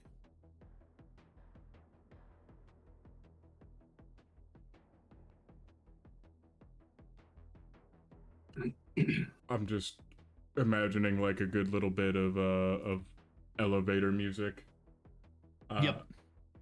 And just putting it on mute, be like, I think they bought it. Of course they bought it. Well, we might have to find a hand. put it. Yeah, it's not a problem. We'll just take a box, cut a hole in the bottom of it, put some ice in there, and Tank will just hold his hand up in it, and we'll just like. Yeah, that sounds like a wait. My hand? Why can't we use like Roven's hand? Sorry, what's happening? I don't. I've been a bit distracted. What are we talking about? You need my hand. You can use it. What Yeah, are we see, doing? there we go. Problem solved. Putting my hand in a box. Where do I put it? Oh, I should In a probably be a box of bit ice. more. In a box of ice. All right. Yeah. Well, all right. I mean, but why? You just gotta pretend like it's the one that I blew off That of that got one shut guy. off. Yeah. Yeah. So Buck, you So there? You can't move it. You there, Buck? Oh yeah, unmute it. Yeah, no, I'm right here. Okay. They were pretty clear. They know the only people that could have the hand will be the people that shot it off. I mean, we're real sorry. So they are willing to meet and discuss the situation and get the hand back, provided that you are following the following. And she goes through the proper procedures for storing a severed limb in the sixth world. A cardboard box full of ice.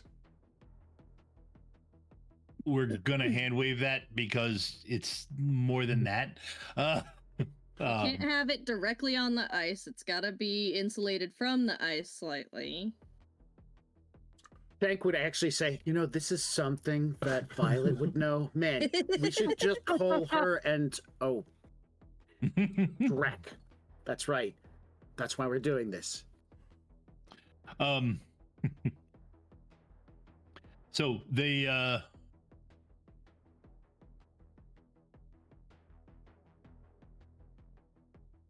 want to meet in they want you to meet them at this location in 20 minutes. I'm assuming that within drivable. Yeah, it's within drivable, you figure.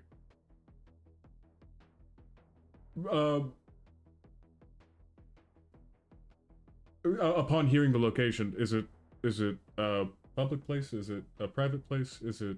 It's a fairly public place. You don't think there'll be directly cameras or anything like that. You don't think people will be around, but you think it'll be fairly public. Got it. I'm hoping this also didn't hurt my reputation with this doc. This seems like a fairly normal thing for me to fluff up whatever the fuck I'm saying, and I used it. Sorry. Yeah, you're intuitive enough to know that you involved her in something that she's generally not comfortable with. She's found a way out of it, but yeah, no, this she may use the extra large size needles next time. Or staples rather than stitches. That's fine. Hit Righty up next time. Okay, so just a thing while they're talking, Roven, you have images of this team literally combing the beach. Yeah. So I have a couple of questions. Sure. What? So my solve. The way that I want to try to intervene, because I don't feel like I can remove my whole body from this situation, because we have other stuff that needs to happen too. But I'm curious about sending a spirit, like another spirit, to go thieve this little rock. Is that like gonna cause what's the vibe between the two spirits? Like if I send a spirit to go thieve the other spirit's rock, what does that do? What is that like? Yeah, that's not. That won't. Yeah, that really doesn't work. It's another spirit's. Essentially, it's another spirit's. I can't think of the name, but it's another spirit's connection. It's especially their formula per se, and giving another spirit control over another spirit's formula, especially since this one's pretty beefy, you'd have to summon a smaller one. That just won't. That won't work. Okay. My second thought, because it really also kind of feels like if I were to bring my physical body there, it would be too late already. Like they're already in the throes of doing this, and I'm at least 20 minutes away, I would assume, right? Like, if I come rolling up with my van, that's going to be really wild. So I was reading a little bit about astral projection, and I know I can't engage with physical objects, but could I go there to like summon a storm to make them go away? Not really, but what you could do, the trick is, like, you could go there. You could have your spirit use the movement power to get you there quickly. Your spirit could come to you, inhabit you, and you'd be able to move there quickly. How am I gonna fight a whole team of people who are searching for a rock on a beach, though? I don't think that's actually a good, like, but I have to physically. They haven't hit the water. Sorry, they haven't hit the water yet. They basically started. They know it's somewhere on this beach where you basically had camped out, and they've arrived there and they've started, because it's essentially they're trying to find a rock in a rocky beach. They're slowly moving down towards the water. Okay. Still, if I bring my physical body there, how do I contend with all of those people? I know I'll have the spirit, but like, are you saying that I need to have my physical body there to cast a spell to summon a storm? Yes. Yes.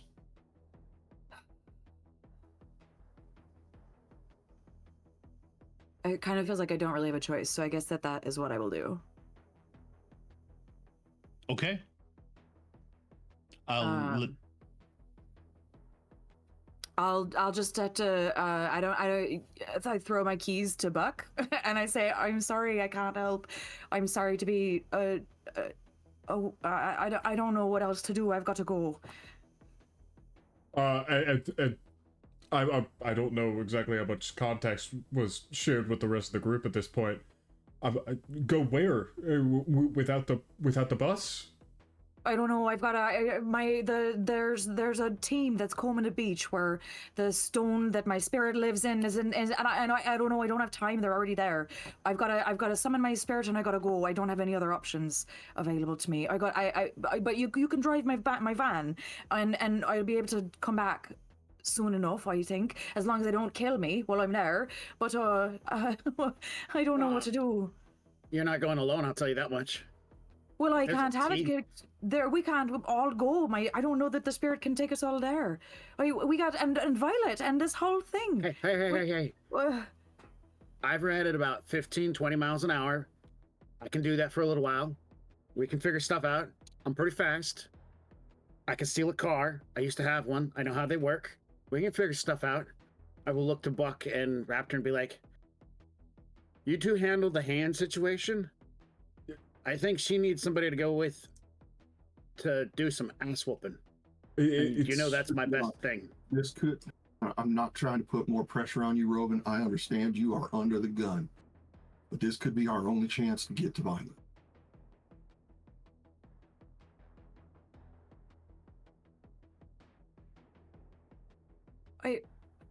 And if they don't buy this hand thing, they're going to leave. So then cut off my hand. I don't know. Just take it. I don't need it. That's fine. I grow it back. I don't know. I'll figure it out. Who needs one? Just take it. Honestly.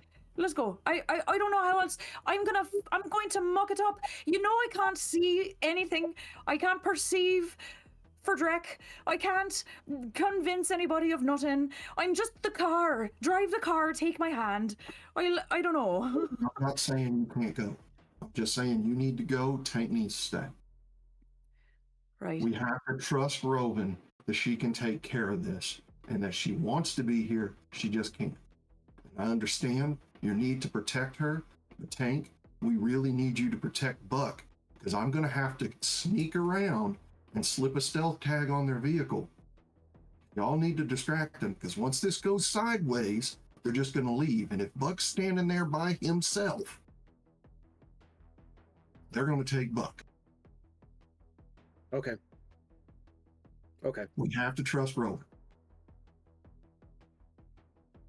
Robin, do whatever you need. My bike's right over there. Take it. Do you need my hand though? We're bluffing. I was joking. We're going to use mine. It'll actually grow back. What? You want to watch? I don't think you know, I have a dreadful curiosity, but I gotta go. I really can't stay. Who else thought about that one image in the group?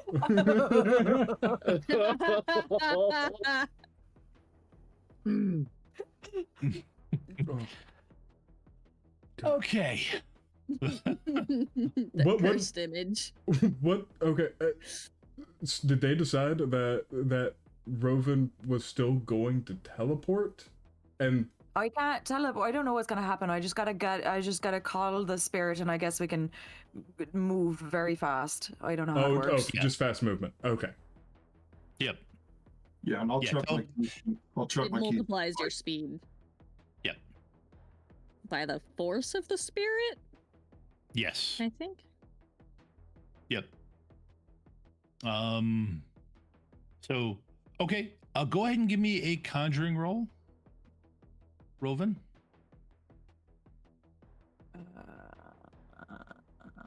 Summoning. I remember how to do that. I remember. Summoning, yes.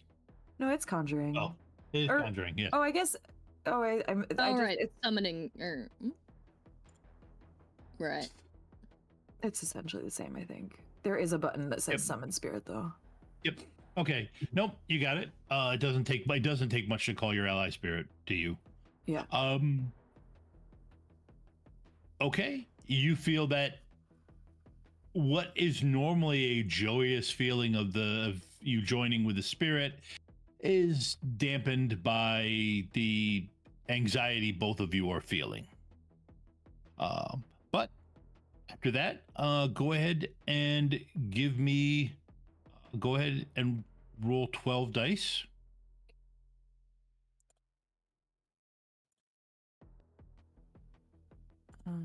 Oh, just one at a time. That's what I'll do. Just one at a time.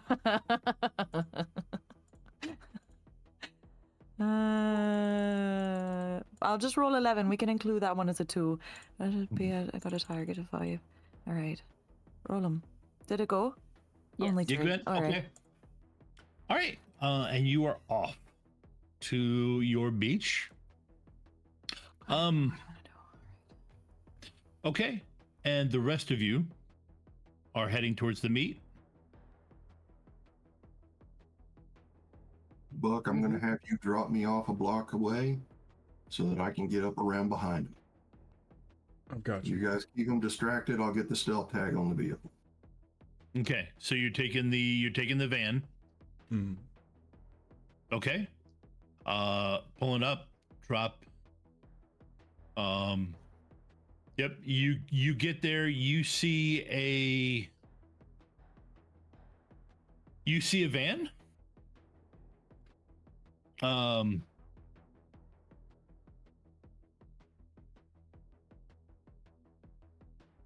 You see a van there as you pull up. Raptor, go ahead and give me a stealth roll.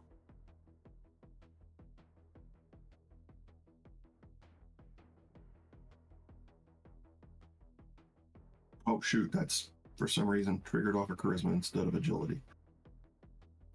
I think I had you roll it that way for a specific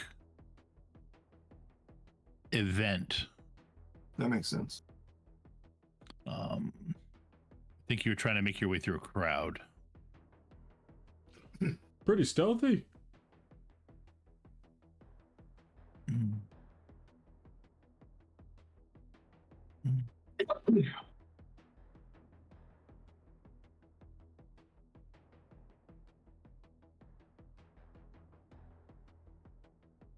Now, Tank, was that a real offer to cut off your hand? Is that a real thing?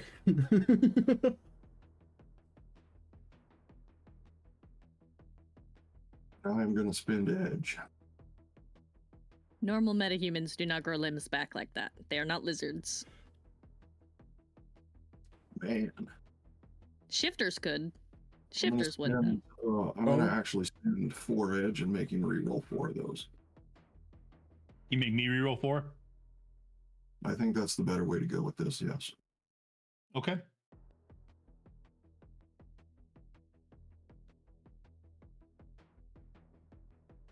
That is enough.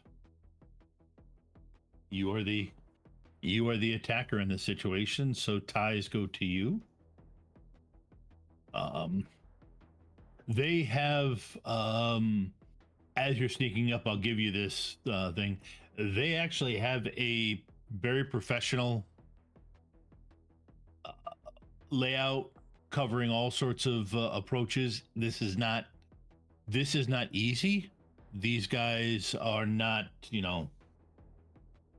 they are not just, some bargain basement rent-a-cops. They are clearly used to working as a team.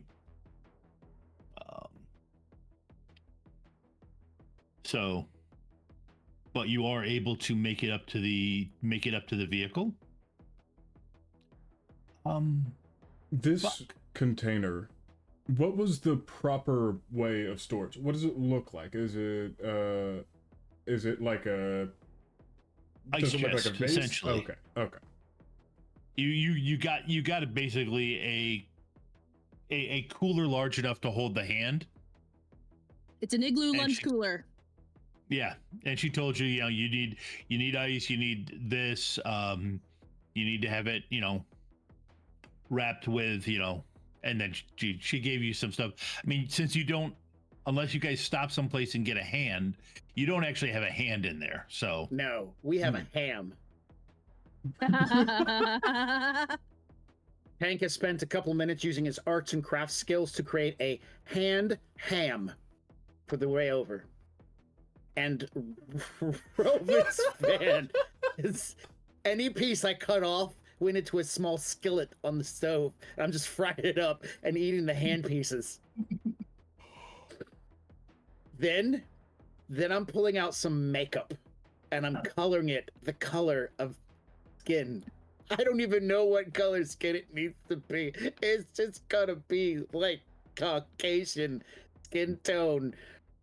I am so sorry for if you have any concealer in your disguise kit, I'm about to use it all up. By the way, You hear my voice in your head. That's what it's for. I would like to assist in this, assuming that it's happening before we pull up, if that works. Yeah, so I'm going to... I'm not going to be able to pull this con skill off because I have only 1 dice and my charisma's terrible. Even if you say intuition, I'm not going to do so hot. So pretty much I get this started and then I realize like I have a 6-fingered hand and I look over at Buck and go, I don't think I'm the one who's supposed to be doing this. I failed art class. Get over here and fix my problems. You got the foundation of it. I very much appreciate that. So I will aid It's like an him. AI generated hand. Ham. Hammed.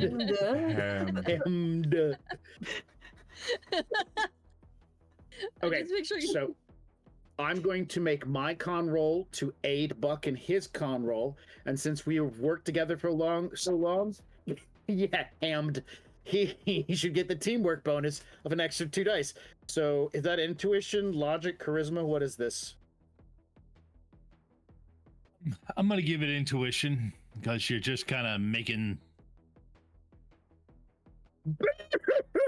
4 dice. I don't know how I just did that. You've severed a lot of hands in your time. You're well trained. Yeah, you've seen a lot of hands just like by themselves up close. Or maybe it's because Tank's secondary profession is pranking people. I am so good at making it look like I know what I'm doing. This is kind of teamwork. He did the first step of it. Floppy, floppy, floppy, floppy, floppy, floppy. And I'm going to inspire competence, and give myself a point of temporary edge for this one.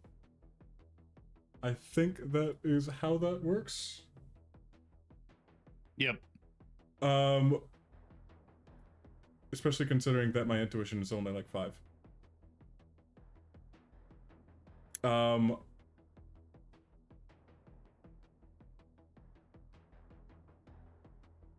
Does this need to be like unskilled intuition, or is this just straight intuition?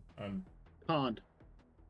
This would be con because okay, con intuition. Okay, thank goodness. Okay. You should be able to use acting. I'm so sorry. Can I help you argue for using acting to do stage makeup on this hand? Please do. Because there's a specific disguise skill. No, but Specialization is a specific disguise specialization. My improv group purely does theater of the mind. I'm so sorry.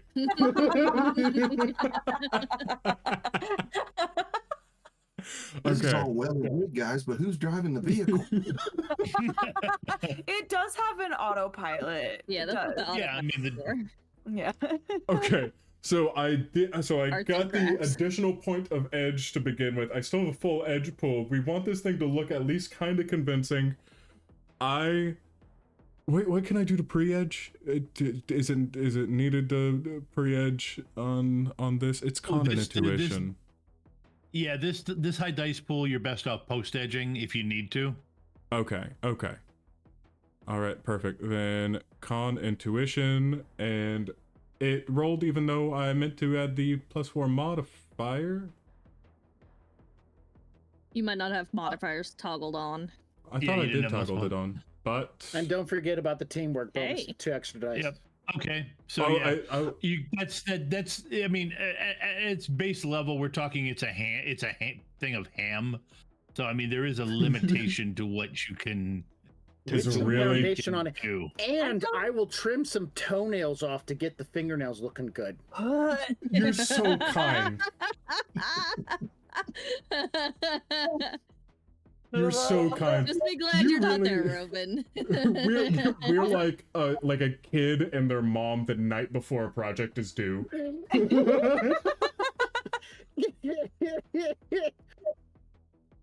Okay. We're just gonna keep going. I love that. You've got it. Yep. You pull up the van. Um, you've got The it van parked pulls so that itself up. well, Pan pulls itself up. You've got it parked so that Raptor has advantage when he makes his approach, so you can't take one edge back, Raptor, because you would have had a temporary edge for that sneaking, based on how the vehicle pulled up.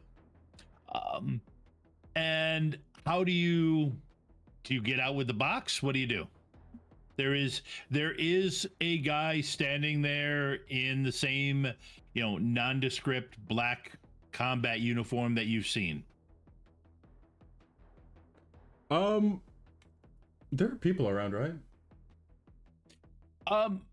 Not really. I mean, you're kind of in the open, so there are people within like earshot. You can't just start shooting each other. It will, unsuppressed. You can't just start shooting each other. Yeah, we can. What's the security rating? AA. Security rating where they did would have been C. Just because they don't want the police to show up either. Of course. Okay. Yeah. No. I'm getting right on out. There's enough confidence with Raptor with Raptor nearby, and with Tank right beside me, just to do a quick and easy handoff. Okay. So is Tank getting out too? Thank you. Is Tank getting out also? Do I carry the hammed, or are you carrying the hammed? I'd probably go ahead and yeah. Let me have it, just in case there's any. Sounds good. I will stand by and be ready. You're bodyguard. You're too. Yep. You're already on the job. You don't need to be. I'll handle anything that comes up. Okay. I love this.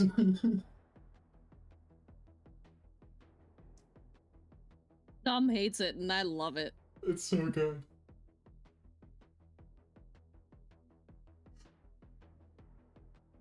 Okay. You get out. The guy standing there nods. Tank, been a while. Which you don't recognize. Well, he's wearing a full, ballistic mask thing, so you wouldn't be able to recognize him. And the voice doesn't really sound that familiar. You know what? Shot in the dark. Shot in the dark. Where's that at? No extra modif. Is this pre-injury? Yes, this is pre-injury. Oof. Yeah. You're right. I have no clue. Yep. You got the hand? Yep, we got it right here. All right, let's see it. First, I need to hear a little bit. Little bit. There you go. You heard it. Appreciate it. Listen, I just don't need you snatching anything and running off. Or we get a little bit of this deal. So what are we talking about here? So one of ours had a little bit more taken than just a hand. I just need to know where they might have gone.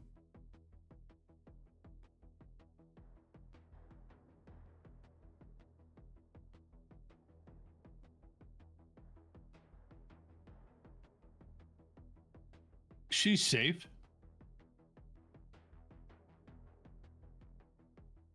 Okay. All right. And then Buck is going to open up the cooler. Without out of arm's reach.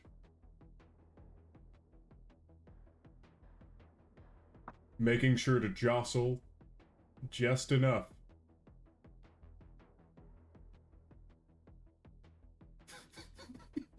Okay, to make it difficult to Right. difficult It's for him to heavy. get a I'm not solid look. tank. I'm not tank. I can't hold it securely. It's a little. It's a big old bin of ice. You're gonna. I got a bad back.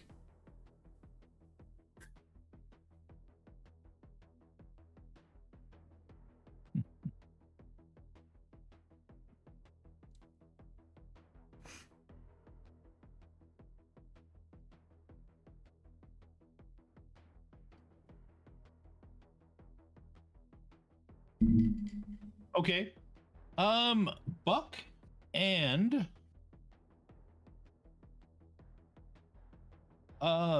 Tank, give me an edge roll.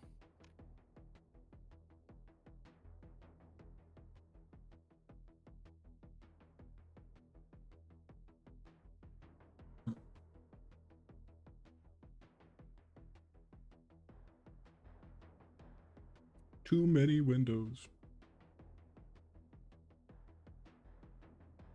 Oof. Luck You guys was a got the coloring right. My grandson's die was nice to you. Oh.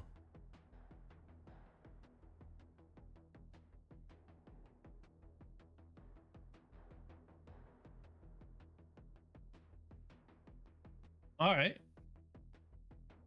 You're not going to deny a man his living, are you? Oh no, that'd be I haven't terrible. heard you were that type. No, I haven't that's heard not you were me. that type.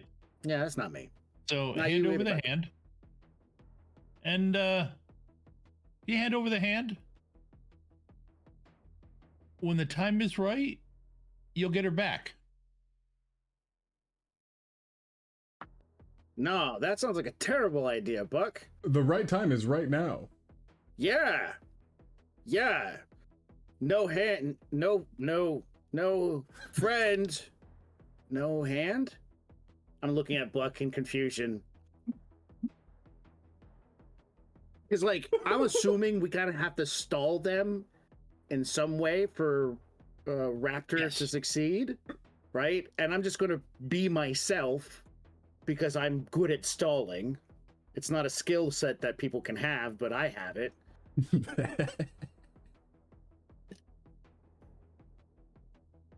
Listen, I'm gonna need something else in that. Anything. Give me some names, some places, I don't care. You want me to put together a puzzle? Fine. But in order to get this hand back, you're gonna have to give me something else. What do you want? More than she'll be safe. Is she gonna be in a safe? Is she in a boat? A boat? I don't know. Where's she I hope at? it's not a boat. God, we just got off boats, didn't we? We'll bring her. Freaking Tell you fucking what. boats. Tell you what. As soon as the time is right, we'll drop her off here. Safe as sound. When is the right we'll time? even leave her. Well, that depends on other factors.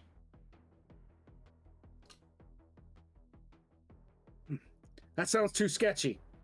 Listen, I'm just saying that I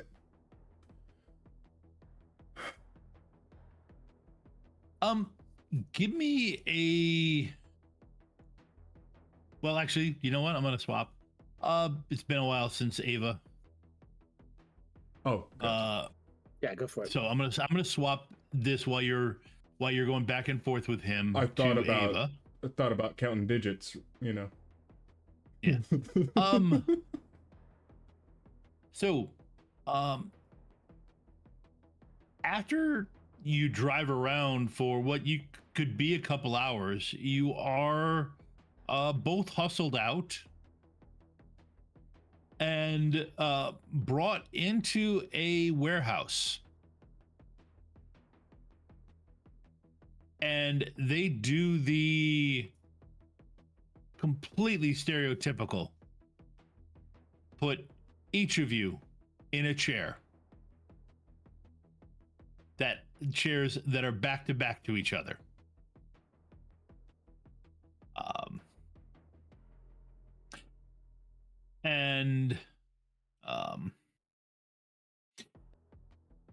And they also link up your your bindings so that if you muscle your way out, you'll rip out his arms, or you'll do damage to him. In case they were wrong about how strong your cyber, in case their scans of your cyberware were wrong. You would damage him by forcing your way out of the seat, out of the bounds. Then they pull your hoods off and walk away. So you got a couple seconds while they're walking away to say something to them. Nah. Okay. I'm gonna wait till they're gone. Yep, they're gone. And then ask the professor. You got any idea who these guys are with?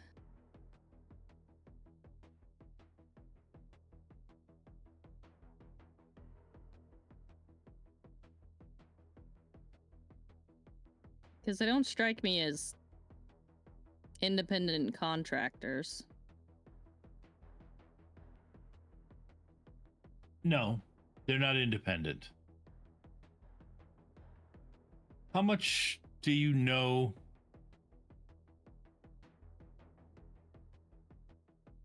How about that? How much do you know about what's going on? There's a lot going on all the time. I'm gonna need you to be a little bit more specific.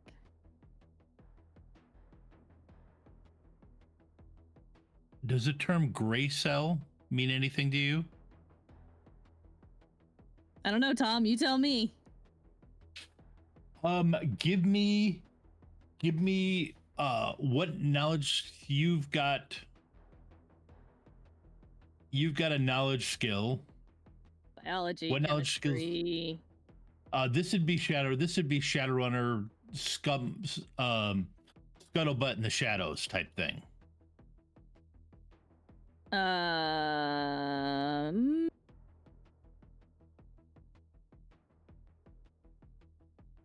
No, I do not have anything along those lines. Okay, I thought you had. Oh, that's right. It was Prism that was a contact who was ticked in. Give me a memory roll.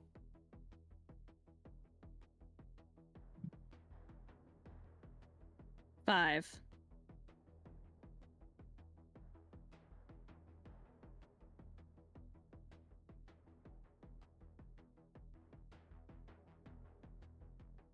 You think you've heard it mentioned before, but not.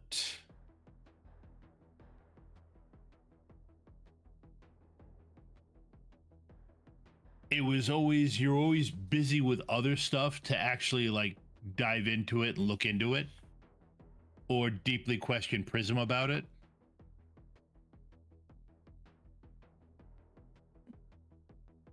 I've heard the name, but not anything else.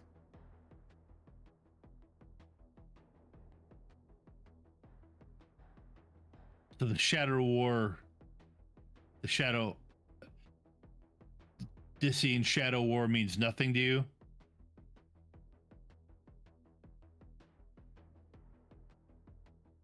Well, correct. We're not going to be able. Well,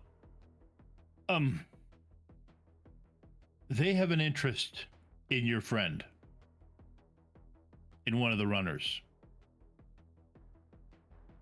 Which one?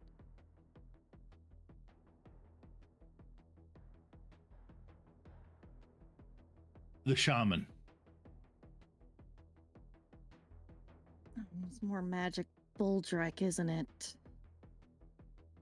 That's an excellent way to put what's happening. Yes.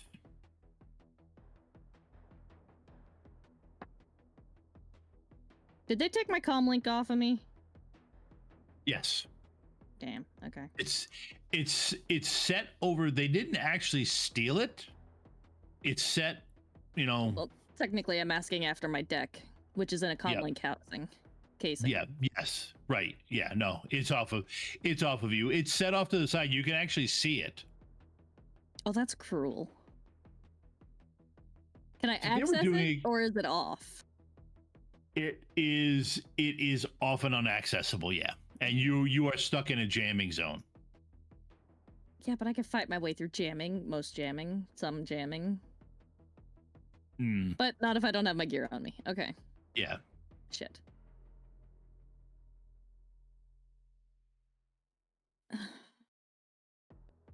Oh, to answer your question, yes.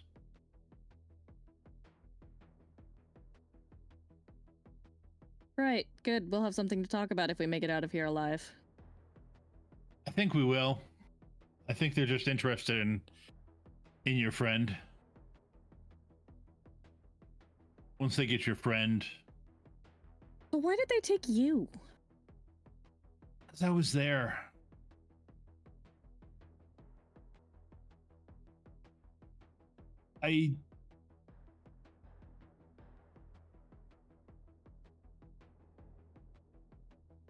Because I could have warned your friend. Because I could have warned your team. I didn't know they were going to do this, but once I saw them, as in the shaman, it kind of became clear as to what was going on.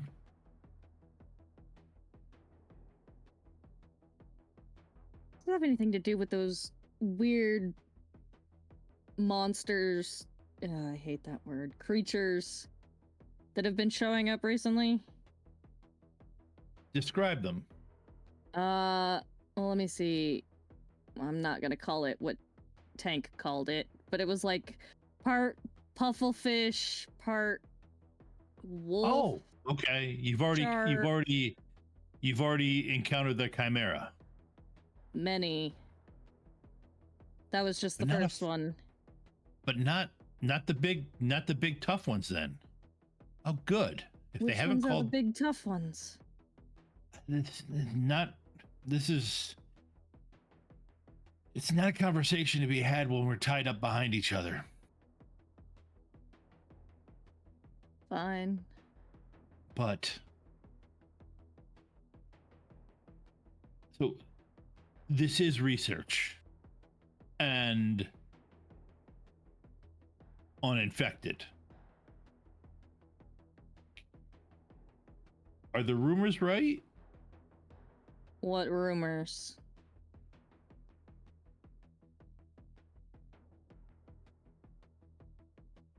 And Somebody's where did been you looking. hear them? Somebody's been looking into a cure pretty heavily. Shadowrunner has been.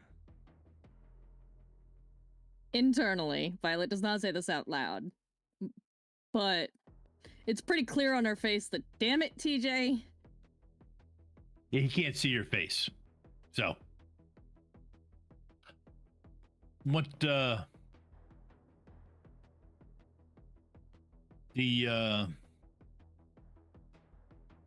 is it, since you asked, is it something you're interested in? I'm not sure if I'm hopeful enough to think a cure is possible, but there's reason to be hopeful, especially with some of the stuff that we've learned from what's happening, from the technology the Dissians have given us. There's reason to be hopeful that there might be, but we're going to need motivated people to help us look into it. well, I'm definitely that. Excellent. Good. You can almost feel him relax. Okay, good. Did it right. I didn't screw up this. I didn't screw up the pitch. And screwed up. The pitch, yes, thank you. Much easier when I can hold grades over somebody's head to get them to do what I want.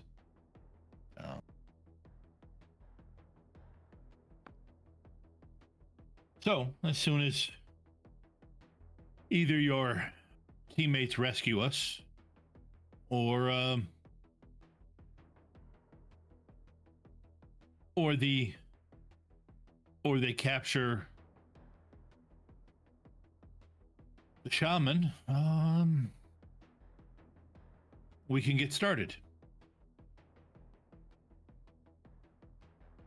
Yeah, I'm probably not doing it quite right, but there is a single-minded, intellectual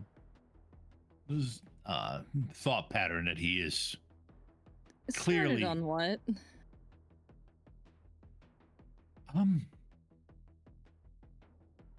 The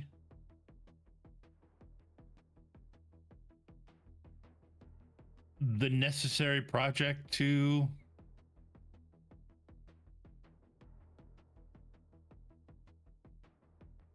find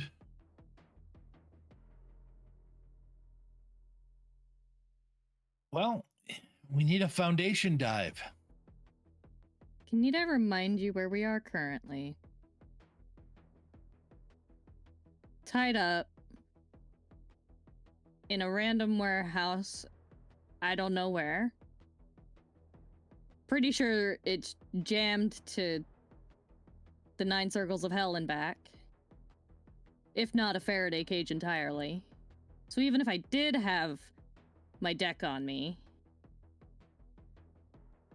I don't like that, Tom! I don't like that!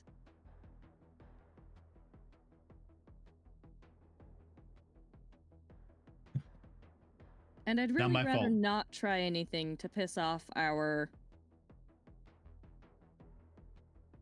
I'm not... captors. I'm not worried about it. Our captors don't get anything from keeping us. Which means they have no reason not to kill us. Wait, what? If they don't gain anything from keeping us, they have no reason not to kill us. Obviously they still have something to gain because they haven't killed us yet.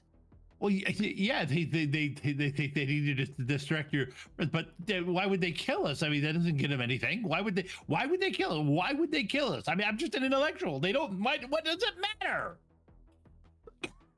And while this guy slowly descends into realizing the seriousness of his situation, we will switch to another serious situation. Rovan. Okay, you get to the beach, and it's about 20 meters down to the water line. All right. I assume too that I'm showing up kind of like I want to not just like arrive right on top of them, right? Like I want there to be space between us and them. I want to be able to like look at them, and then can I cast physical mask on myself to look like one of them?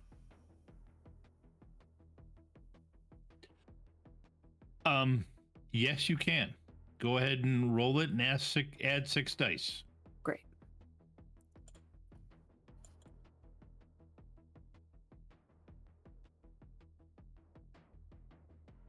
Did it go? Not yet. It seemed to want to. Do you have modified up, and does it have the modified box? I added it. No, I added the 6, and then maybe I clicked the wrong thing to make it roll. Okay. I'll try again.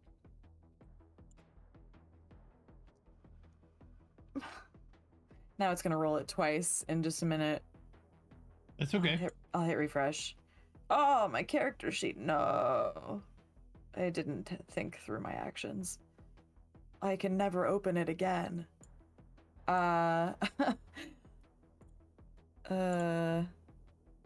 Okay. Oh. Because it's still not rolling, is it? Do you know how many dice it is? No. But I have my button open again, and I add a Tom, little 6. I don't know if this works for you entirely or not, but I think that given the time, that it actually works pretty perfectly for me to tell everyone. He's not stopping me. About the RIM PC giveaway. Throw RIM PC down in the chat if you would like to throw in your chance to win your choice of a Voltron RPG PDF, whether the old or the new. You'll get it from me. But otherwise, we'll be back in 10.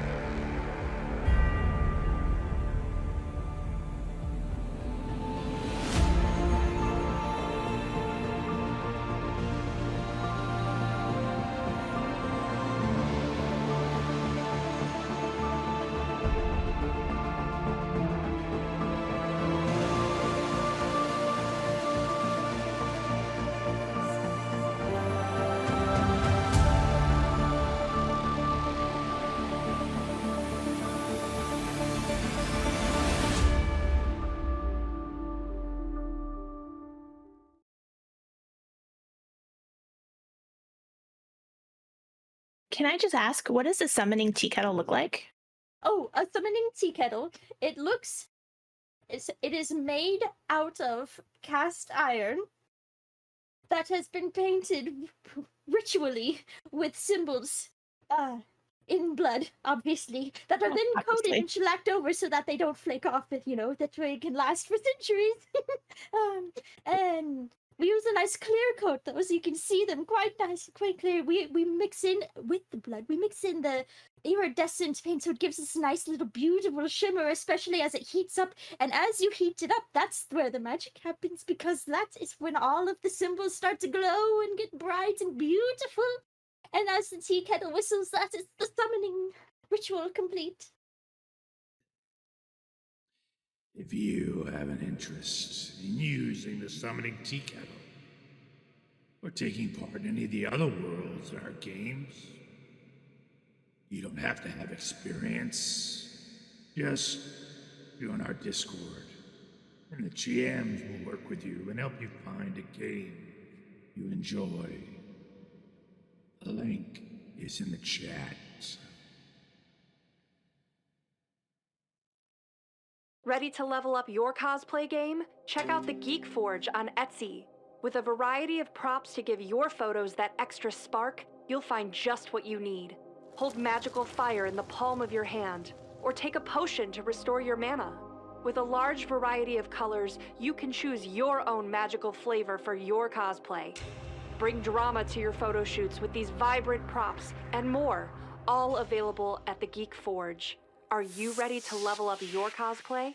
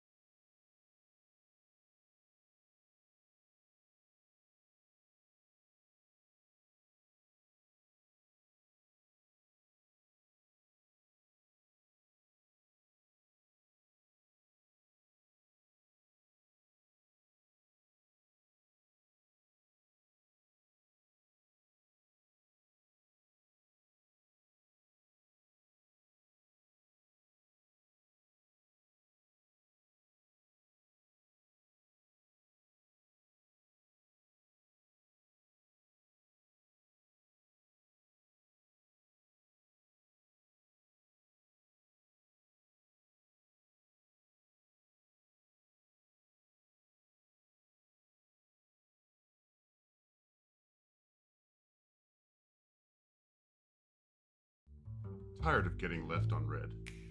Bored of normal human relationships? Scared of dying alone? Then get ready for Mythed Connections. Mix and mingle in a magical world. Myth Connections is your ticket to a night filled with laughter and flirtation.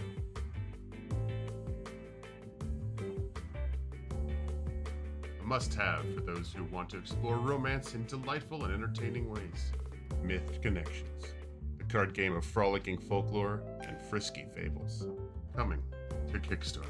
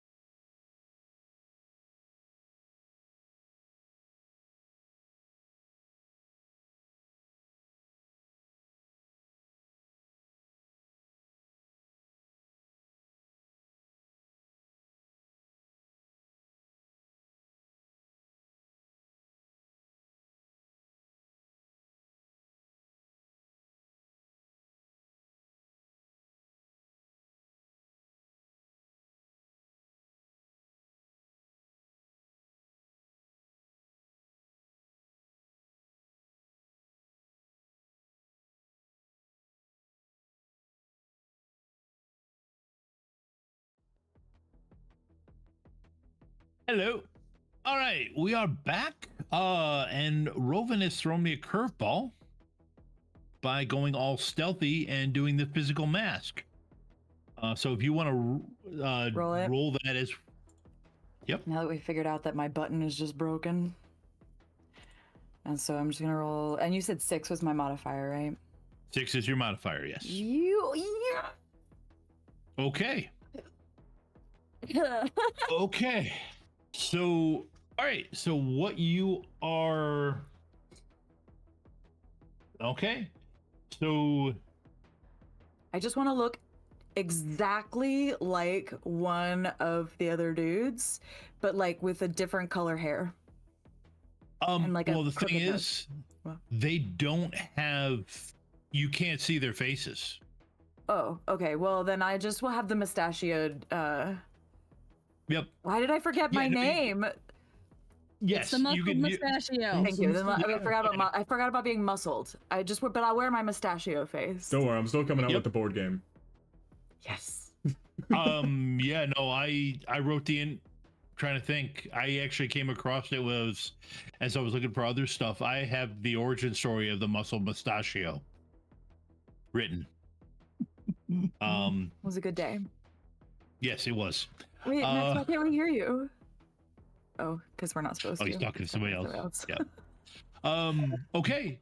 So yeah, no, you look completely like them. You can blend in. So are you just going to try to join in with the search? Yeah, essentially. And I want to both like get there first, because like I obviously know where I'm going, but I'm not gonna rush it. I'm not gonna be the first one in the water, right? I'm just gonna I'm gonna hold back. I'll let somebody else be the first one in the water. I'll go in next. And then do you want to know my whole plan? My whole plan is to like go and make a somewhat beeline towards that direction, find a way to nab that stone, but also find a different stone and cast Manascape on that stone to make it appear as though it is what they are looking for.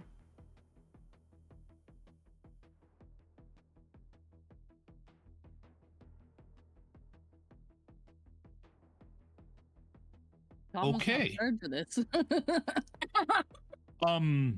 This is the whole hand plan, but done way better. Exactly. Okay. It is exactly that. Okay, well, let's first take a step back. The hand plan was not a plan. It was just, let's hit things with a hammer and see what happens.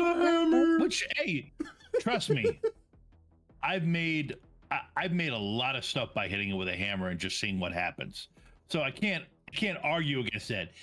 No, this is actually a fairly nuanced plan for everything. So, all right. So what I need from Rovan is I need a con roll. You can add 6 to it. Yay. Okay, good. But for basically you joining the search. Since you made a ham pun, does that mean that I get an extra edge? Nope. If I make hand pumps, they still go to me. I'm playing the hand. I'm playing the edge system, generating it myself. Oh, okay. I thought you were gonna say you were playing the hand that was dealt you. Oh!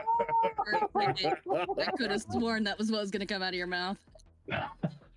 I wish I had said that. I will fully admit, I wish I had said that. Yeah. What am I doing? Oh, I'm rolling dice. I know how to do that. You are rolling con with a modifier of 6 to take into account the spirit making you How do look. I feel about 3s? 3? Okay. Does it seem good? That is, well, we'll find out how we feel about 3s. Mm-hmm. Because I've got to find, where did I have that guy? Um.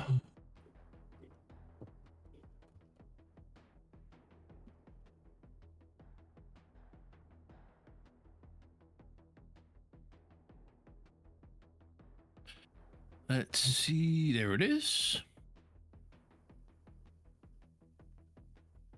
Hmm.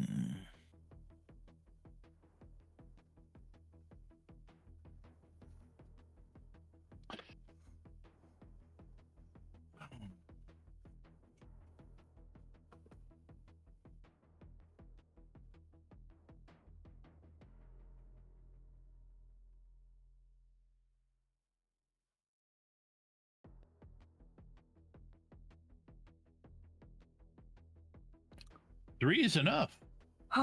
None of the guards seem to be paying attention to you.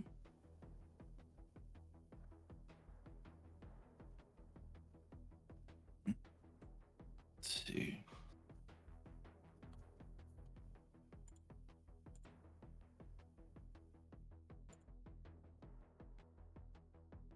So, yep, you stay in the yellows.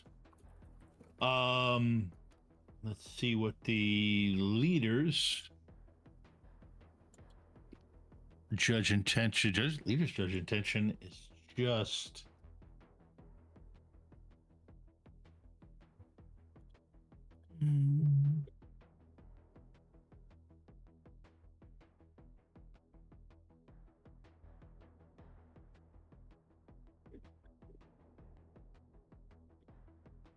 Oh, wow. Okay. And the mage and the leader aren't noticing anything out of ordinary with your thing. You fit into, you slip into the search pattern, and considering that the second role was for the magician and the leader, who really should have realized they had one extra guy, but I mean, honestly, when you've got a security team, how often do you count the number of guys you've got? I mean, so probably you would ideally more than it seems like these people are. Only when payroll comes around. They're more right. worried about a giant. They're more worried about a stone that has a magical creature living in it that has deific powers. At this point in time, they have a lot on their minds. Yeah. Yes. No, you can definitely. It's easy enough to work your way towards that spot because you've walked it so many times. And at that point, you know, so I'll need another con roll to see how well you hide what you are. What I'm doing. Okay. And then Yep. I'll cast Manescape if I'm successful on this. Yeah? Yes. Yep. Okay. Oh, I also owe you a drain. Ooh. I owe you a drain for Yep. my first one. Okay. You're right, you do. I forgot about that. And yep, you do make it past the people that are actually looking at you. You managed to pull that out, so you've got the. I did get it out without I did my sleight of hand. Yep. And you gain 2 edge for the feeling of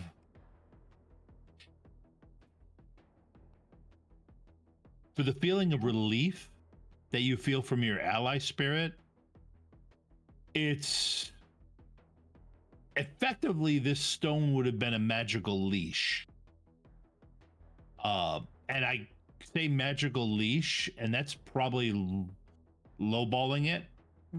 It would have been like holding onto a genie's lamp. That's the phrase I want to use. And you've just secured it with someone that you've just grabbed it and it's being held by somebody the spirit trusts now.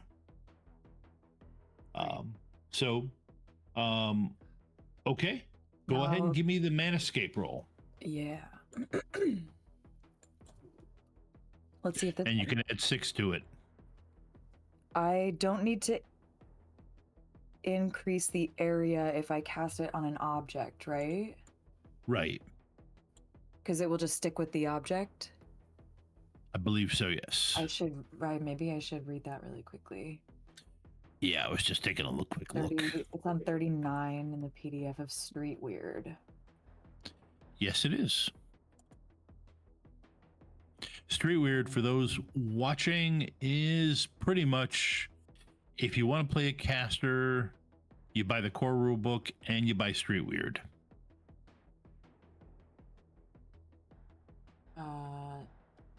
It's also on 38. I read it wrong for my character sheet, but I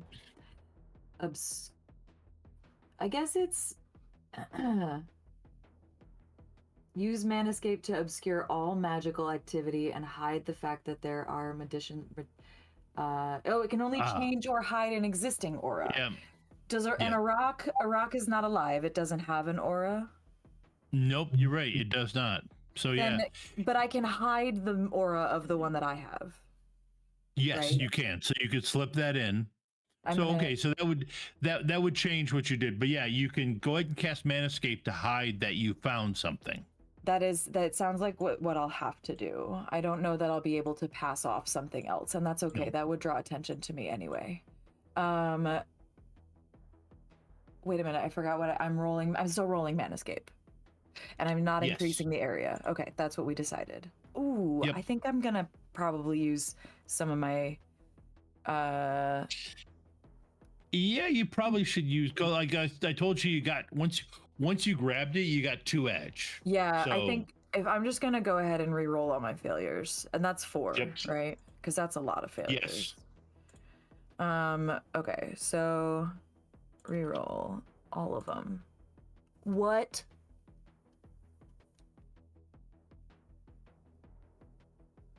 Come on, dice. That is some bad luck. It really is. Wow. That's 2 hits on 23 total dice. Look at all of those 4s in that second one, too. How many does it cost to bump 4s? You've already used an edge action. Oh, you've already edged this roll, yeah. That's nothing. You're stuck with 2. All right, all right, all right, 2. Come on. So, you are at the point. So yeah, 2 is there. Let me roll. Go ahead and roll your drain. I forgot to add my modifier. I did fine. Your drain's like. I did. Yeah, I don't even need it. I'm okay. You'd be doing great if you'd rolled that well the previous. Don't rub it in. I'm rolling terribly today. This is the whole reason we're in this mess. Go ahead and give me another con roll for you to. Now, I guess here's the question. Yeah. And I can also shift away to the to Buck and those guys, because timing wise, we've definitely hit there. If you want to think about how you're going to get out of there now. But I'll let you think about that while I switch back to Buck. Okay, so Buck, you and him we're in the middle of negotiating. Fair.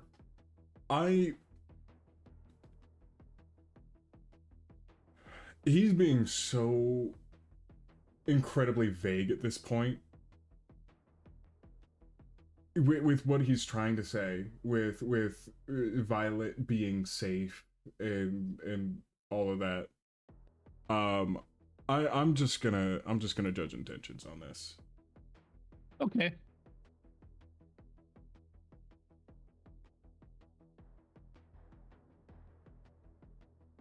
Oh. 1 hit.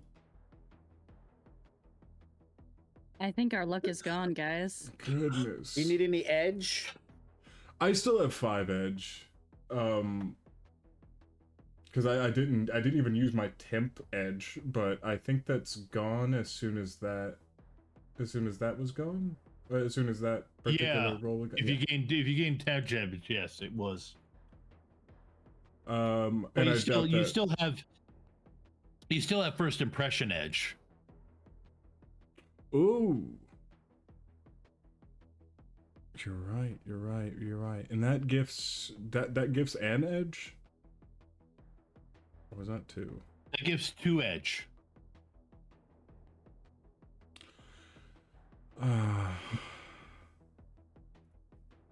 What did I have? I had 3 4s.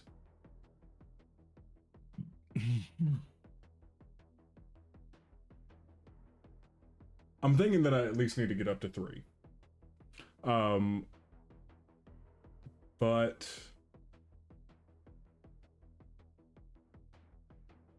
how much is it to bump a 4? 2 edge. 2 edge to bump 4s to 5s? 1, right. Then I'll definitely use my two temp edge.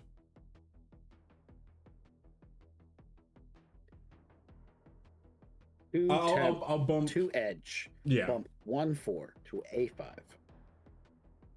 Yeah. So I'll spend 4 to bump 3 hits. 3 hits, okay. Yeah. Yeah, he's stalling.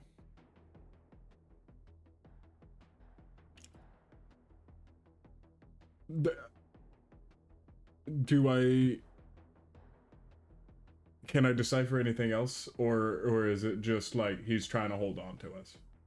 Because I'm trying to hold on to him. Yeah, exactly. So I mean, yeah, it's pretty much you're both trying to do the same thing. It's pretty obvious that you're both trying to stall the other. Now, while this is going back and forth, Raptor, you get the thing placed. What do you do after that? Once I place it, my plan was to get out of the vicinity and then try to track their team members. Because I'm assuming that they set the location, they arrived early, they have people in position.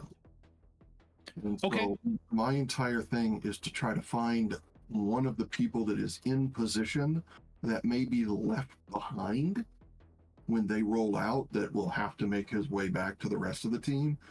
Because if they roll out, we can possibly get that guy. Okay. And then we have a captain at that point. Yep. Go ahead and give me a stealth roll and a perception roll. This is my stealth roll.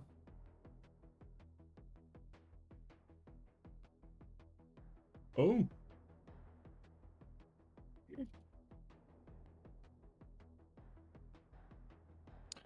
Okay, they don't spot you on your way back out. Okay. And then you said a perception roll? Yeah, perception roll. There's my perception 4. Okay. You do get 3/2 edge on that because you got in and got out, so you were able to get a good fix on where they were.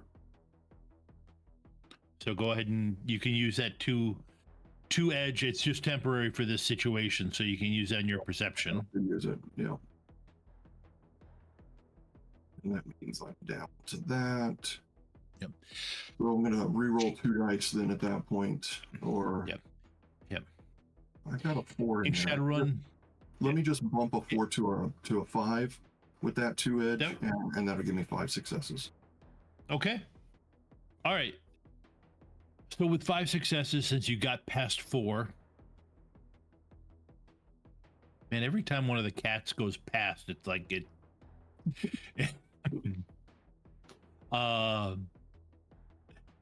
So with that 4 going to a 5, that you think you've got a decent idea of which one will stay behind for Overwatch. a couple of them will definitely be picked up on the way out. But you think one of them's got that kind of hidden position where they'll probably stay behind to see what you guys do. Right. At least he's the one you would assign to do that. So then at that point, I'm going to maneuver to try to block an escape for him. Okay. Go ahead and give me another stealth. And one of them loses connection to you, so they roll a little bit worse, and you're rolling really good. I'm doing what I do. Yep. Yeah, that's the thing. You're doing what you do. You are in a position to intercept him when he eventually tries to leave. Okay. Okay. Yeah. So while all that, yep. So while you're playing cat to their mice, yeah, Buck, you've figured out that they're stalling.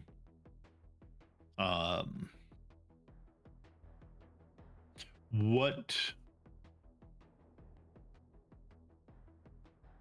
How are you reacting? This is just a random other one of those soldiers, right? Like any other, because the one that I atomized his hand, he's out in the hospital. I'm assuming. Yeah, you don't. This guy, no. Your gist of talking to him, honestly, your gist of talking to him is he's the guy. I'm trying to think of the best way to word it. He would be the hostage negotiator. This guy actually has some ability to speak, and he can keep things going. I mean, he's not an expert at it, but he has kept you talking for quite a while before you finally gone, something's wrong. So he's probably either a leader or some kind of specialist.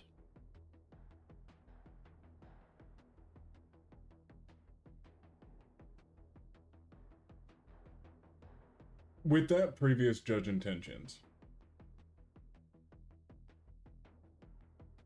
was I able to figure out whether or not he thought I really had the hand? Does he still believe it? Because his real goal is to just stall. Let's see. How much did you beat him by? Are you talking about the judge intent? The judge intentions. Or are you talking about the initial con? No, the judge intentions, you just beat him by one. The initial con, you didn't beat him by that much either, so you're not sure. But I blew the hand off of functionally that group's leader. Well, No. that was the leader? No, that was just any of the that was just one of the soldiers. That was the guy with the med pack. That was something you would have picked up on. He was the guy with the med pack leaning over the leader. Okay. So yeah, I don't think he was the guy with the med. He was the guy with the med kit. I don't think they'd be that desperate to get back one medic's hand. If it was a leader, like maybe. I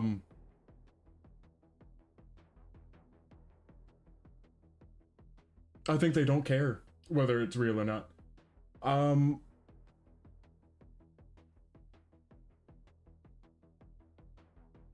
You know, after all this arguing, I'm just gonna say deal. All right. We'll wait for your call back. Let me know whenever Violet's safe. And then I'm gonna hand over the cooler and walk away with Tank.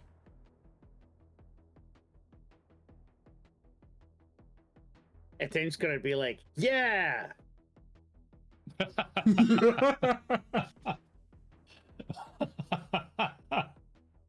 um. Okay, give me a con roll.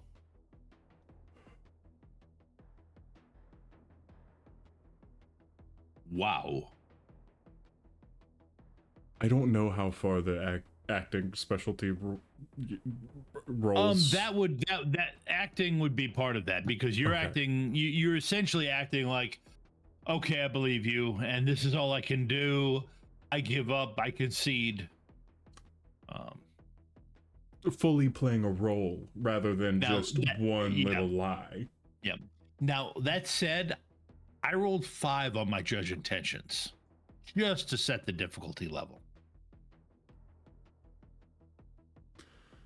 All right. Here we go. Yeah. There we go. All right. Yeah. Wow. Okay. Congratulations. And doing what Buck does. Buck around, find out, man. Oh. Okay. You walk away. You're like, yeah, no, he's not going to do anything.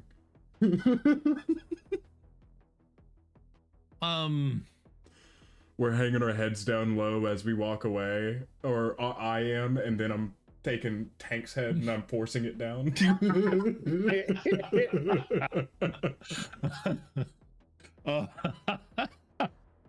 I will give you that. Basically, yeah, Tank is used to that.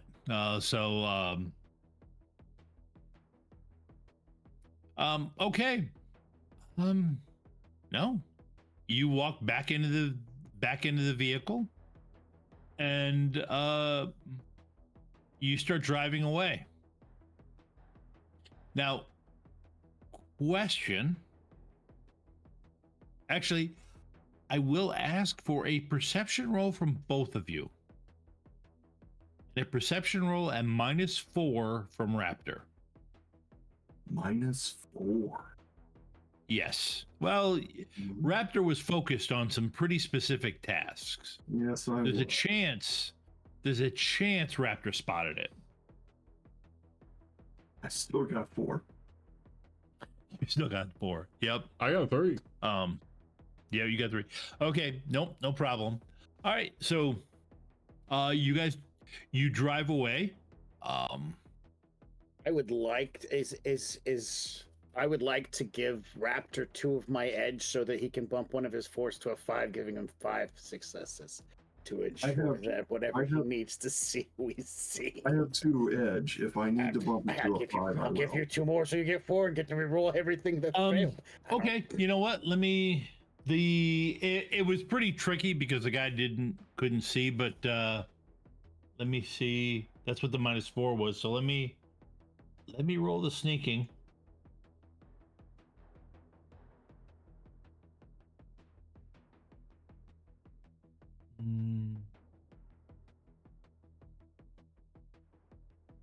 On that particular guy.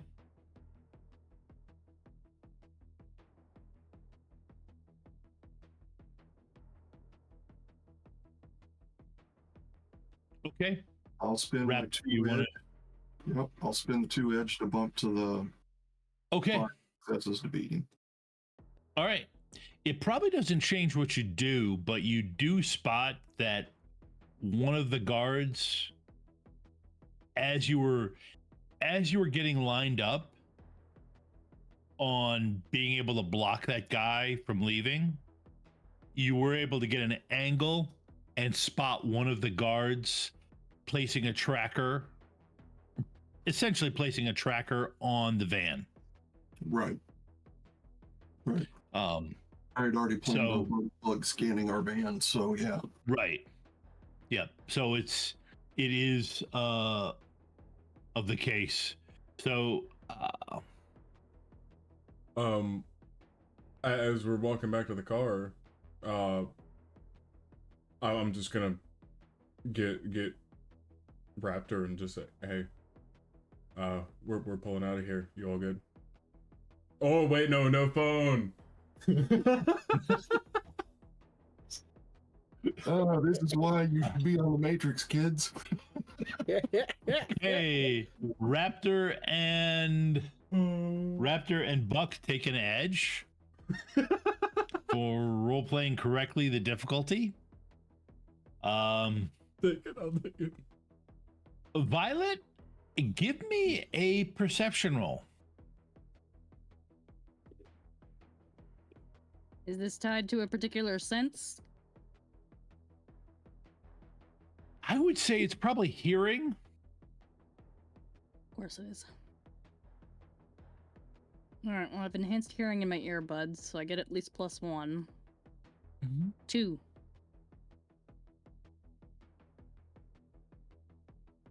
Okay. 2 hits. All right. All right.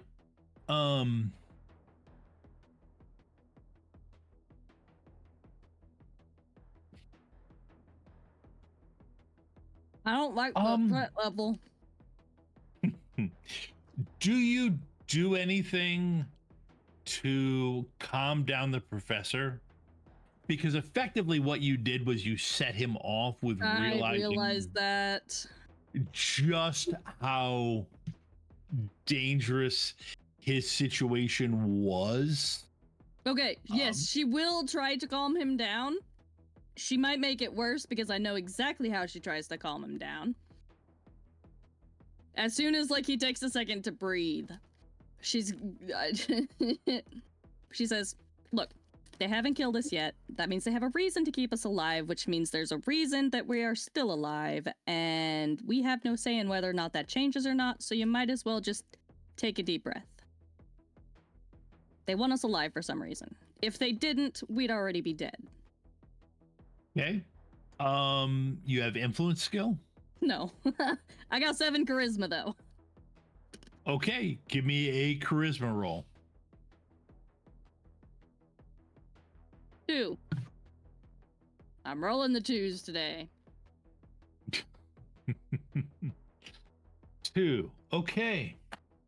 Like I said, let's see. I don't have a good bedside manner.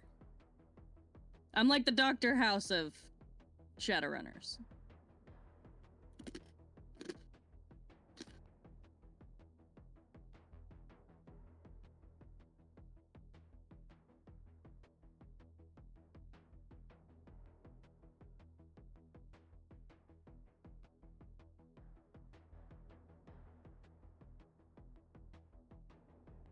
Okay. He does actually calm down enough Oh, good. Logic works. that you can actually hear. It takes you a bit, but you do start to hear. It's the telltale sounds of things being packed up.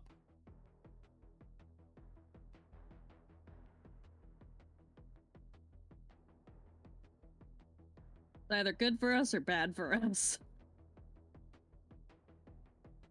Most likely, more likely bad for us, because there's more ways it could be bad than good. She does not say anything to him. Okay. I'm All right. not setting him off again. Okay. Roven. That's me. Have you figured out how you're going to get?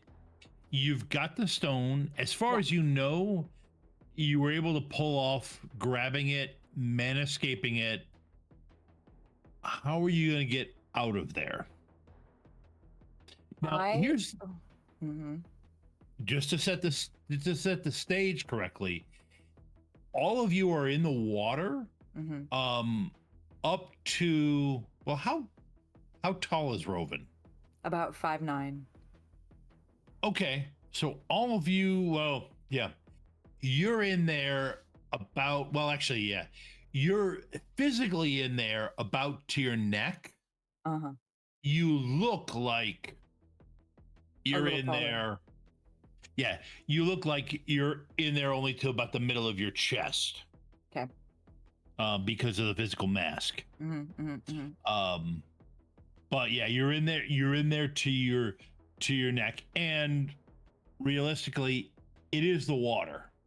Yeah. So So my thinking, I have a couple of ideas. Number one, I would like to perhaps now summon a lightning storm that would demand that people who are not under the protection of, say, the creator of said storm might get electrocuted in the waters, and they have to go home.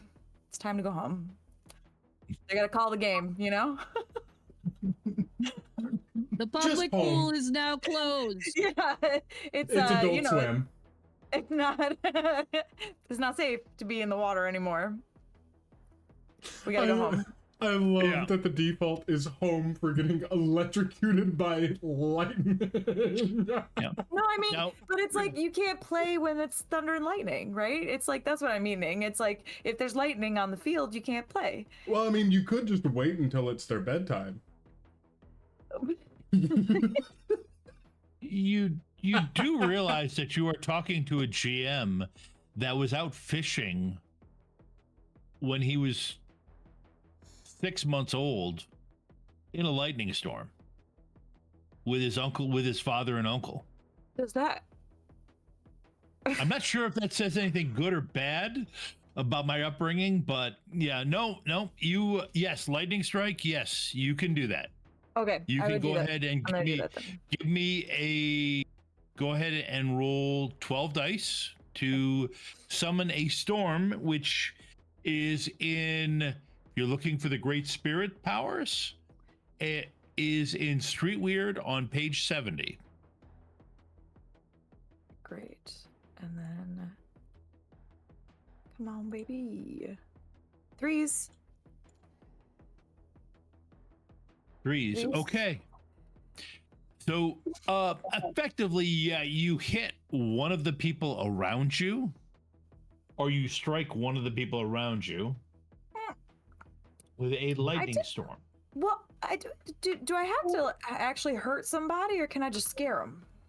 You can scare them. You can, okay. So yeah, you just have lightning strike nearby.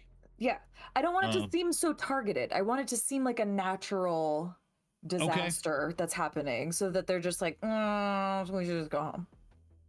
Yep. Okay. So you come, yeah, you summon a storm that has lightning strikes start to rain down.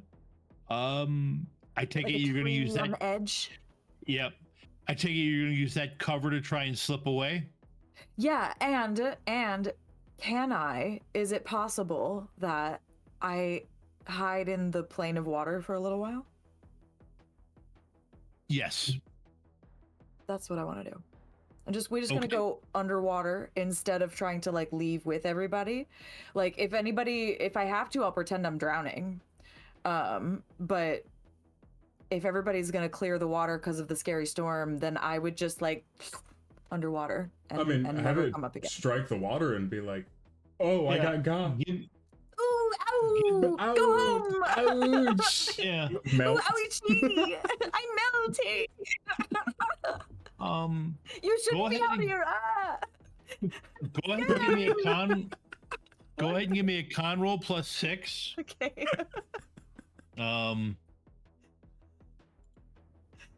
Ooh. I gotta beat a 4.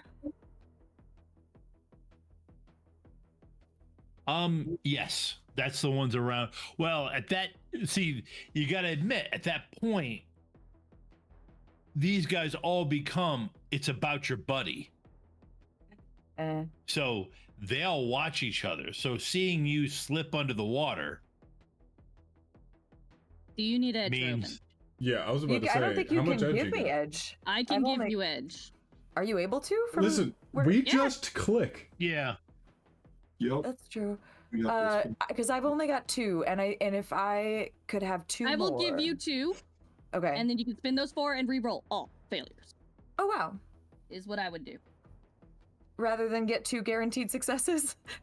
I would do the 2 guaranteed. With how I've been rolling. Okay, I go for the 2 guarantee. I think that's what I'm gonna do. I just remembered that 23 with 2 successes, so yeah, go with the 2 guarantee.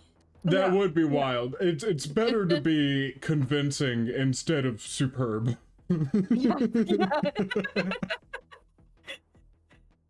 C's make degrees. Okay. Yep. You slip down. You manage to get away. I mean, you know, when you're channeling a water spirit, you can breathe water, so it's not a big deal. So yeah, and they scatter. Great. And then I'll just swim around like a happy little water snake until it's time to, until I remember that my friend is also in danger and I should maybe go help with that. And it's got to be safe too. They got to leave, you know. Yeah. Okay. Well, the other option is you just go down the beach for a while and come out farther down. Oh, sure. Yeah, we could swim there. Let's go. Yep. That sounds fun.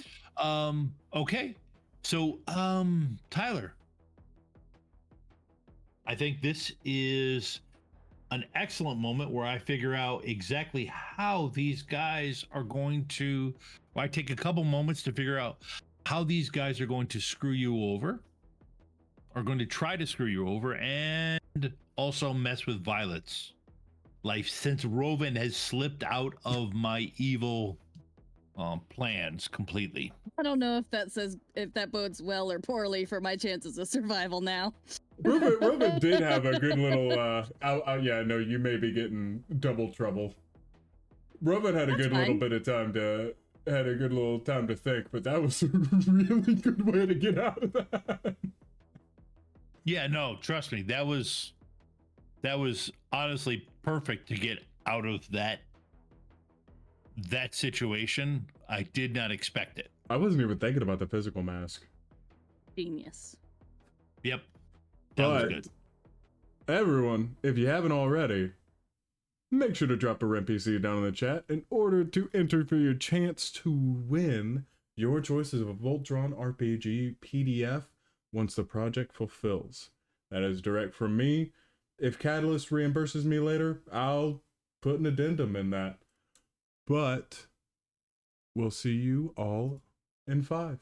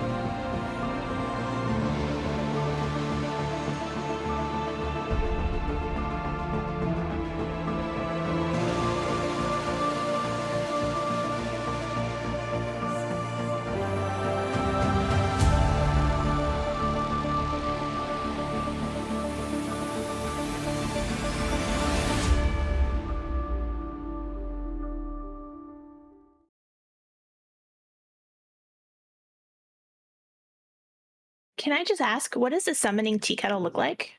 Oh, a summoning tea kettle. It is made out of cast iron that has been painted ritually with symbols in blood, obviously, that are then coated and shellacked over so that they don't flake off, that way it can last for centuries.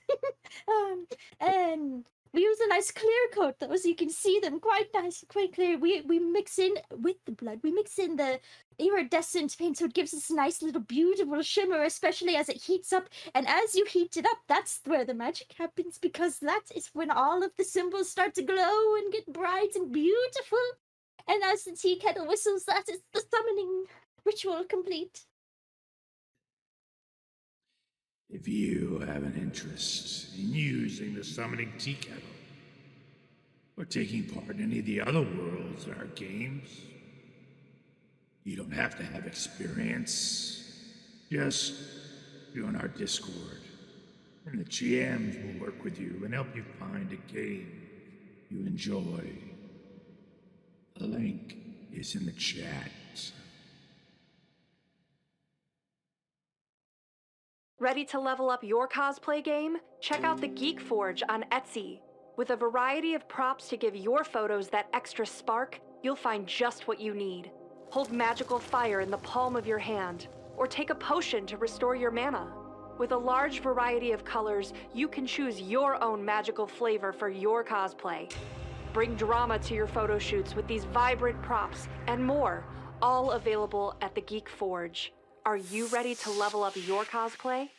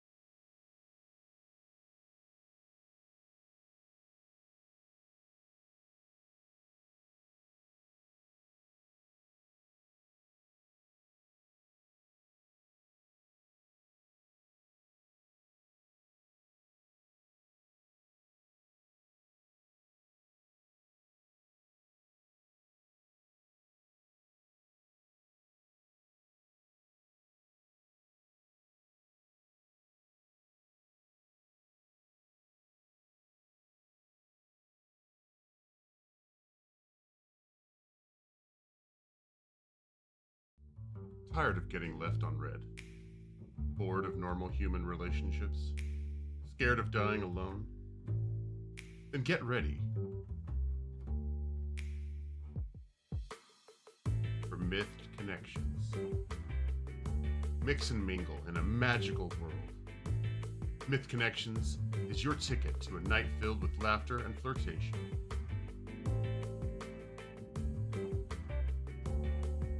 A must-have for those who want to explore romance in delightful and entertaining ways.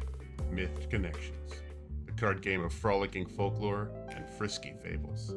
Coming to Kickstarter.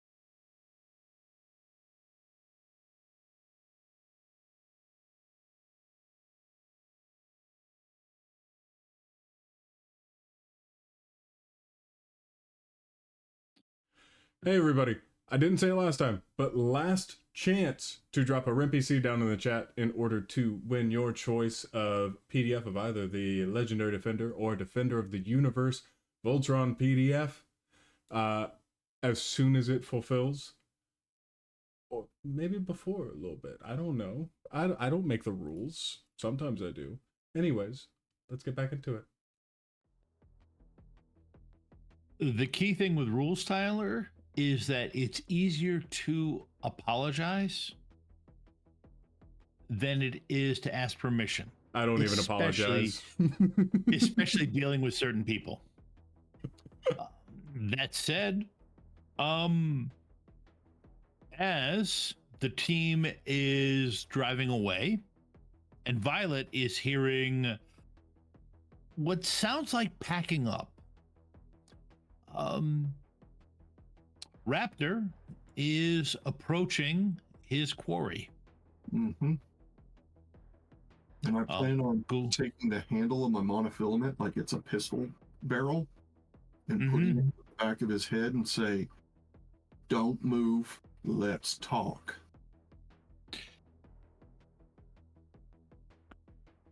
Okay, you've already won the stealth check.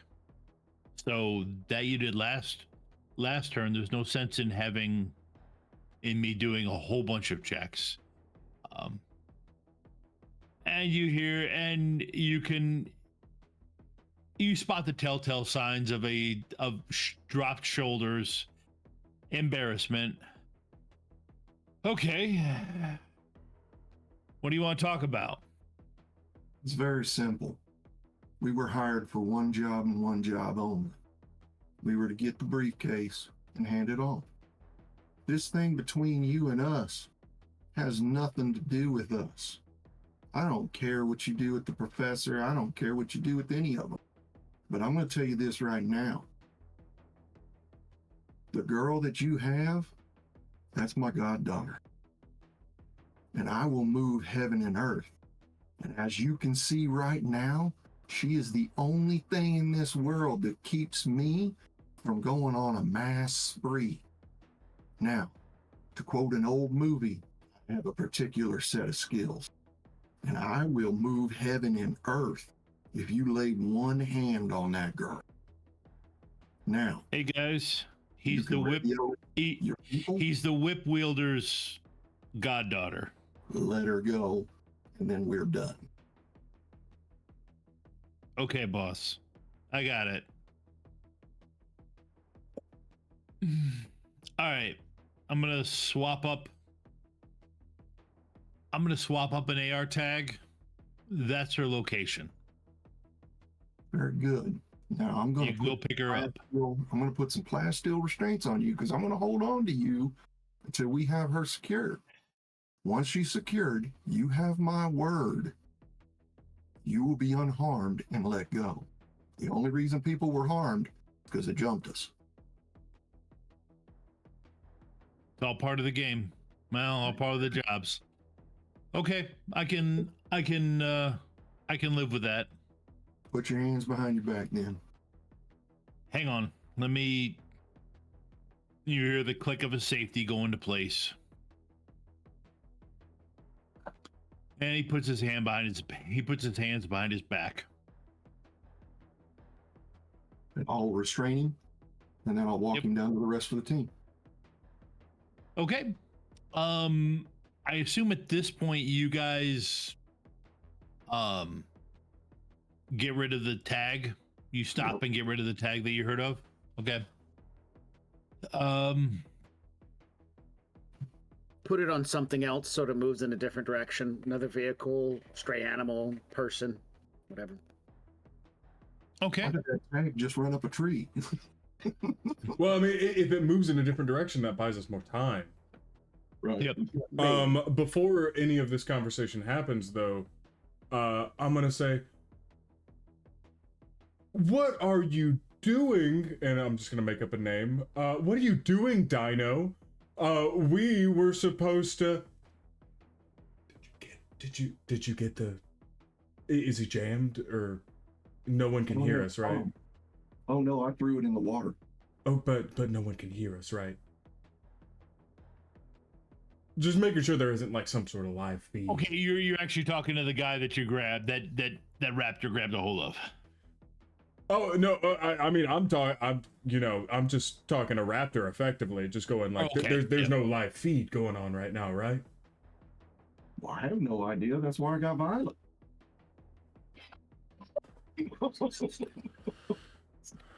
Okay. I'm gonna make an engineering roll to break or turn off anything that could possibly be providing a live feed. Bam. That's what I got going. To find the off switch, I've got 1 success out of 5 dice. And as Tank is doing all of this, see, I'm just going to pat him down and say, you know, my big friend here already found something on you. You're gonna tell us where it is. What is? Raptor promised. Hey guys, listen, we can deal with this reasonable. He's here. I already provided him the location. He gave up so easy. And I was gonna get an ear. Guys, it's the job. If I can walk away, you get there, I can walk away from there. You go in, you cut her restraints, you let me walk away first.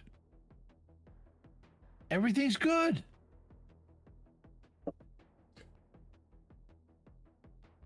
All right, fine. All right. She was never the target.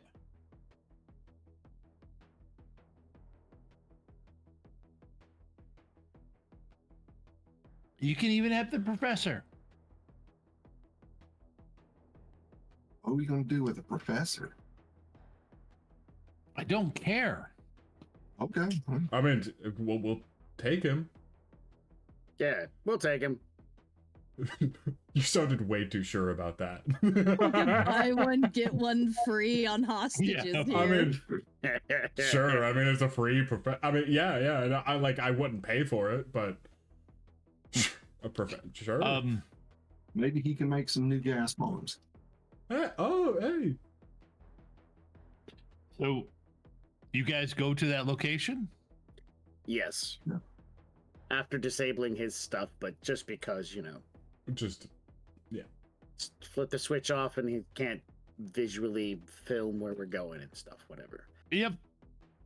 Well, I mean, he gave you the location where you're going, but okay. Well, I mean, That's he not a still big can see deal. inside of our vehicle, maybe some top secret stuff we got in there. You all watch in, we'll take a look around, make sure everything's safe. Yep. Yep. Okay. Violet. You're listening and you don't hear anybody else. And this goes on for like a half hour. Nobody comes in to check on you. As near as you can tell, there's nothing. If they're using a camera to watch you, it's got to be a pinhole camera. But nothing obvious watching you. And the real telltale sign goes when the jamming cuts out. Okay. And the white noise generator drops. What do you do at that point?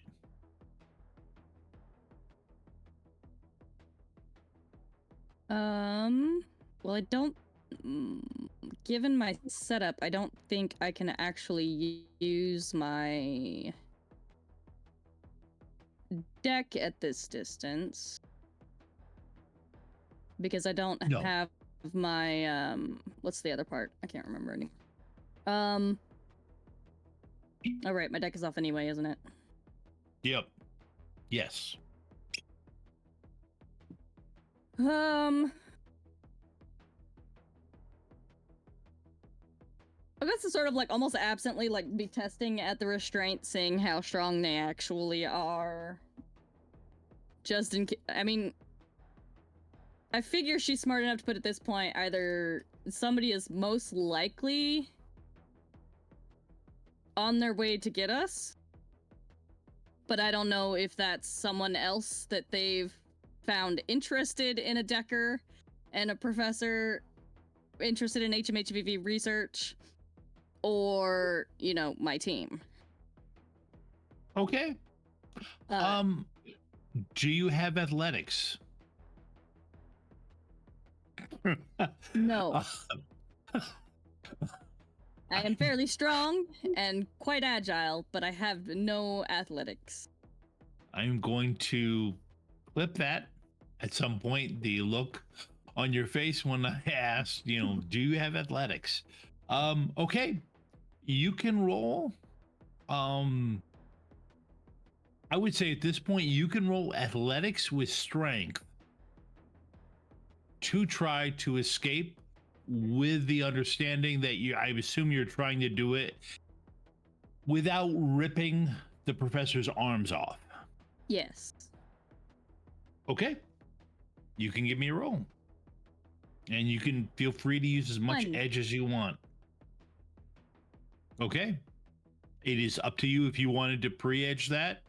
Your edge pool is full because you haven't done anything. Okay. So that's not enough to snap the bonds. Yeah, no, I figured. Without ripping his arms out. Yeah, no, I figured. Is he made out of tissue paper? Poor guy. My bones are made of paper, and my bones are made of glass. My and bones my are skin's made out of tissue paper. Right. Every day I wake up and break all my bones. I think that's spoken by I think only people who've never had a dislocated shoulder or broken collarbone could say something like that. But okay. So yeah, you've taxed as much as you can, but you really can't do anything. You don't hear anybody until, how do you three react when you get to the location this guy who's with you has given you? So when we arrive, I'm carrying him over my shoulder to ensure that his attendance to the course and action are equivocal. If need be, I'll keep my strength boosted, and I'll just buy the basic 2 extra dice the entire way up. If he fights that, I am arguing with the fact that it's just the process. Yeah, this is not arguing it. It's procedure just for Shadowrunning. This is how it works. No, it's not standard procedure. And besides, how many Shadowrunners has he dealt with? Besides, this is going to be embarrassing. I mean, she's kind of cute. Okay. If I ever Tank will carry you backwards. How can I hit on her properly if you're carrying me in like this? I lose all my cred. I mean, jeez. No. Okay. Well, hide your face. Listen, this is it's just part of the process. Just make sure to carry him backwards. No faces. Yeah, got it. Sure. Ass first. Yes. All right. So, yeah, I'm walking in first because Just tell him at least it's not a bridal carry. That's where I was gonna go, but I realized how much more struggle there was involved. I was just like, we'll just let. I'll be going in first with the guy over my shoulder. I'll have Adrian in my offhand, and with the laser sight, I'll sweep the room as I walk in. Quickly. No, there's no stealth at this point in time. It's just walk in, have the gun out, and begin looking around and scanning for what's ahead of me. Because if I need to use him as a shield, I'll use him as a shield. As terrible as that sounds. Yep. Player knowledge, there's absolutely nothing stopping you because they took Violet to make sure that Rovan was isolated and on her own. Yeah. So that they could grab they could grab Rovan. Right. So when we show up, you walk in, there is nothing, there is no danger or anything like that. You're careful, you move through it, but you're able to get to Rovan. You see Tank walk in carrying some guy in security gear over his arm. You need to call say me Rovan. Violet. Wow, did I do that? Okay, You did. Violet. See, I was looking at Violet though. She's right here on my screen. Okay. But Violet, you walk in, or Tank walks in, and you see one of the security guards over his arm, over his shoulder, and that's the scene. You guys can talk. Hey. Oh, good. Yeah. So it was you. Yeah. Well, no. Was me doing what? No. Never mind. I drop him. I walk over. Hey, you okay? Yeah, fine. I pull out a knife, check out what's binding her down into this chair. It's literally just with a knife. Yeah, I resolve it then. Cut the binds easy. Yeah. I smack the professor on the shoulder. You okay, guy? You good? Oh, I'm good. Thank you. See, told you this wasn't going. They had no interest in killing us. I'll clip the bindings on the security guy, as promised. But just remember, you mess with us, you'll get the horns. I'm the one who told you that, Professor. I look to the professor. I look over to Violet. He already paid us. We don't really need him, but he is definitely part of this exchange program. Is everything okay? And I'm still have my buck knife out. I still have my buck knife out, and I'm like waving back and forth. Everything good between the two of you? Like nothing bad happened? Oh, it's fine. And I point the buck knife at him. God, I hate it whenever you call it a buck knife. Hank, put the knife away, please. All right. I pick the professor up and throw him over my shoulder.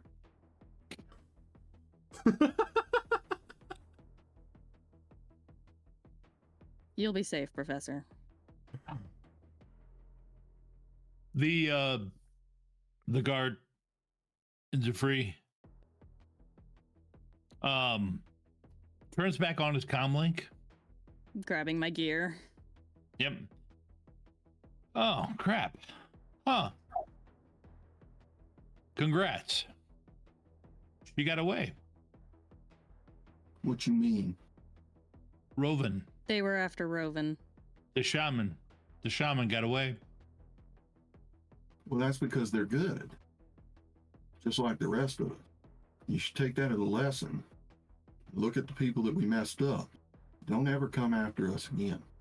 If somebody tries to hire you to do that, it ain't worth it.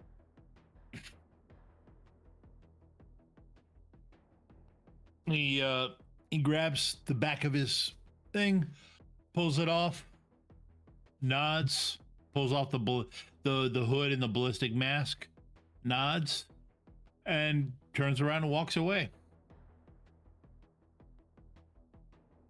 Once he's gone, I'd look at the others. What they want?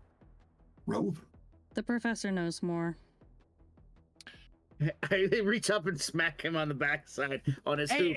Well, then it's a good thing we're going to be keeping him involved with us. in it, though. I will tell you that now, Tank. Treat him kindly, please. Well, Tank, he didn't say how hard he smacked him on the hoop. I will roll him over into a child's cradle at this point in time. I can walk. Yeah, you can also run. You can also run. That's why we're not putting you down. I have no interest in running. I will let go and to where he swings to the ground, and I'm holding him by the scruff, the back of his shirt and whatnot, and I set him down. I look to Buck and I say, if he runs, I will keep up. I promise you. This little man's legs are not built to outpace me. Violet. Very fair. Yes. Roven's on my bike. Let's trace it and go get him. Got you. Turn on my stuff and I'll start tracking Roven. Or at least his bike. It's I'm gonna have to talk everybody in my group into getting. To be honest, I didn't realize I had your bike, and I'm just swimming. I'm just swimming right now. I threw you the keys.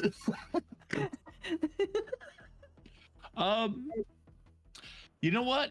I think we're at an excellent point. It's parked on the beach then in the trees. Yeah, it's parked on the beach. And I think we're at actually an excellent point. Unless anybody's got any pressing questions. I know next time that Violet will have pressing questions about Gray Cell. And probably the rest of you will have questions about why they were after Roven. So I will just point out, like right now, Violet in like some corner in the back of her mind is considering how difficult it would be to convince the rest of her team to get like chips implanted so that way I can trace them if Drek like this ever happens again and we get separated. Nope. Or I have friends I know the doctors that Raptor goes to, so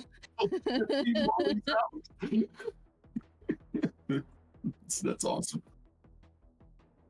I'm tired of not being able to find people, and Raptor losing or throwing his comm links. So I'm That was also like the just giggling petition. about the ticket on the bike. Yeah, that's good. I'd like to petition the group to go by Joanne's. I need to pick up some more grenades. Yeah. So, yeah. Eventually, you guys do get to the spot where the bike is. And eventually, I'm gonna just hand wave it to make things simple. That Roven does show up there eventually. Oh, sure. It's at the beach, right? Right. I like it there. Is it day or night? Yep. Night. It's always night. It would be. Night. We're playing Shadowrun in my head. Yep. It would be night at this point. And we will start up next time. When you all get back together and with the professor and can do a proper debrief Next time with on each Dragon other. Ball Z. Yes. I used to be able to do that voice so well. It is out of my range. It's like really going hard on it, but also muting it at the same time. Just next time. I can't do it anymore. Do what voice? The next time on Dragon Ball Z. But like harder. The problem is, Max, we're a little bit too old to remember that. Yeah. It's our kids were watching it, or at least my kids were watching it. I would have to listen to it a bunch just to be able to do it. Yep. Now that's not saying I'm not going to listen to it a bunch so I can try it next time. Yeah, that's fair. So you just can't do it too well, or I think the YouTube video for Gen Con TV will get taken down. Wait, no, it's 10 seconds. You're fine. It's a parody. I don't think there's any danger of me doing it that well. Yeah. I have faith. Yeah. That said, we got demonetized. Unless, yeah. And to be honest, yes. If Gen Con TV gets demonetized because my mimicry is so good, that would be such a flex. Care. That is such a flex. Yeah.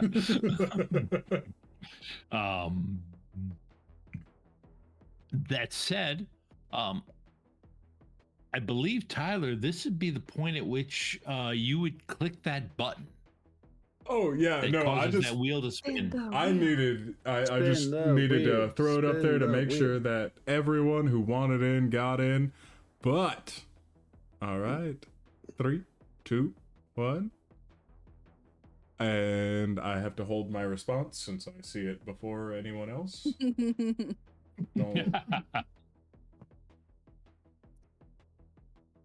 be honest, I wouldn't bother holding it because it's weird. There you go. There it is. You got it. Yay. Max. So close. Hey, guy, you got an NDA, so I can give it to you earlier. Awesome. Yeah. Next time on Dragon Ball Z. That's my first attempt. Honestly? That's pretty good. Wow. I like liked it. I've never heard it before. I haven't even listened to the video that you dropped in the chat a minute ago. Really? Wow. Next time on Dragon Ball Z, we'll do a next time on Dragon Ball Z challenge. Wow.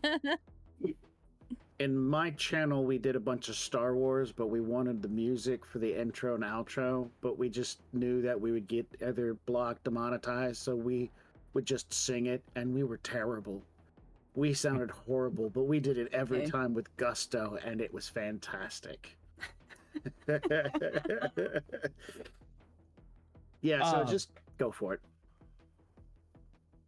So, real quick, I hinted at it, and I've hinted at it over the last few weeks. There is a fairly serious threat showing up in the Shadowrun meta plot called the Dissian Shadow War. I have had a lot of fun throwing the chimeras at the players, at the player characters. And I'm looking forward to, over the next few weeks, ramping this up just as I did with this week, with Roven being someone that they were overly interested in, to the point of kidnapping one of the runners to distract the other three to leave Roven on their own. And to that player's credit, they completely thwarted my plans. But that will be something we will be ramping up over the next few weeks to show some of the ideas and things you can pull from these Shadowrun plot books. We're adding a lot of fun to the game. Like I said, I've even just the chimeras, I've had a lot of fun giving Buck and Raptor tetracycline poisoning. So yes, I have. And other GMs will have the same amount of fun when Lethal Harvest hits the bookstores and the websites. So that said, if you're interested in seeing more, check out Shadows of Nox, where we have a bi-weekly Shadowrun game and a whole bunch of other games, but specifically Shadowrun, where it ties into this game in various ways. NPCs that I've established in there also show up in here, and effects and things that happen on the Shadow of Nox mess with what these players get hit with. I'm also on Shadows of Nox for a few other games. Next week, we will be back with Cthulhu on Monday at 9 p.m. Eastern with the Echoes of the OSS, where I get to try to prevent Ava's character from succumbing completely to the Cthulhu madness that always seems to happen when people tap into that magic. I mean, it happens when you read the Necronomicon.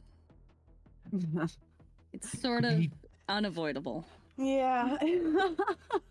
I did my best. My character did his best to get you to not read it.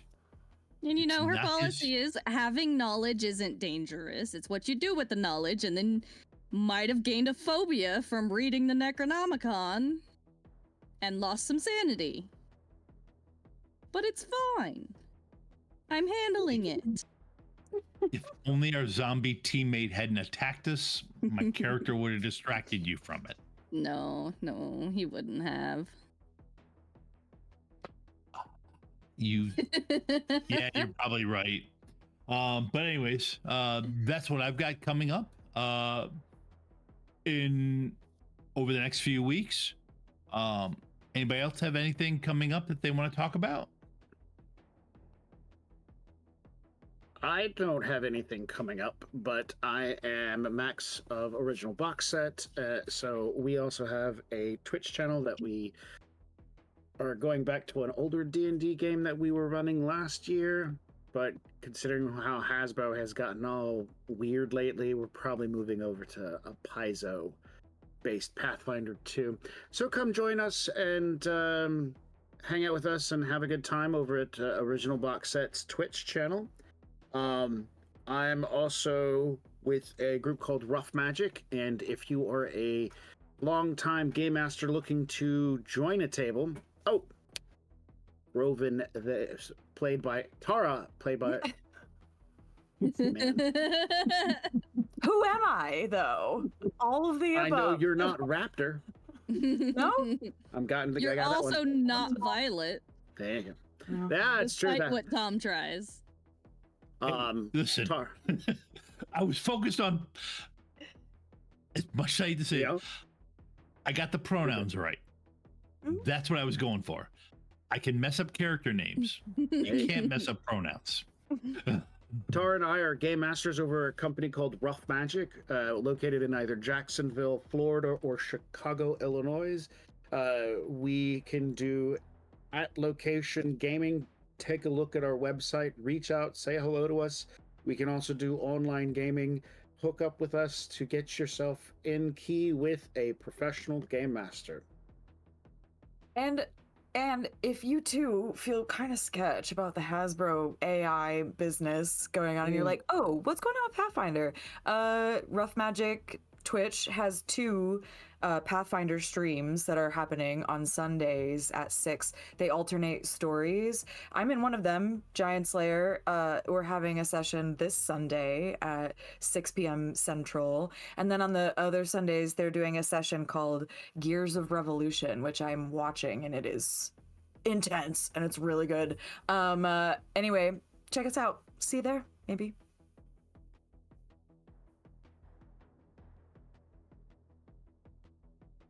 The end. Okay. That said, keep an eye out for Origins and Gen Con as they open up player stuff. I know both myself and Red will have games we've written that are popping up on those that will be there for those conventions. And we're looking forward to them. Very much so. That's it, Tyler, it's up to you to take us out. Very fair. I need this to be just a little bit intimate for a moment. So I'm gonna swap over to the just me. I'm just going to take away this Voltron real quick. You don't need to see that. There's no more RIM PC. It's all gone. Listen, I haven't gotten paid for any part of this. I just believe a lot in this, and it's created by a really good friend of mine. Have you ever thought about riding a unicorn, or letting unicorn ride you? Do you only want there to be 7 planets after that special someone visits? Then I think that you would have a wonderful time with Myth Connections.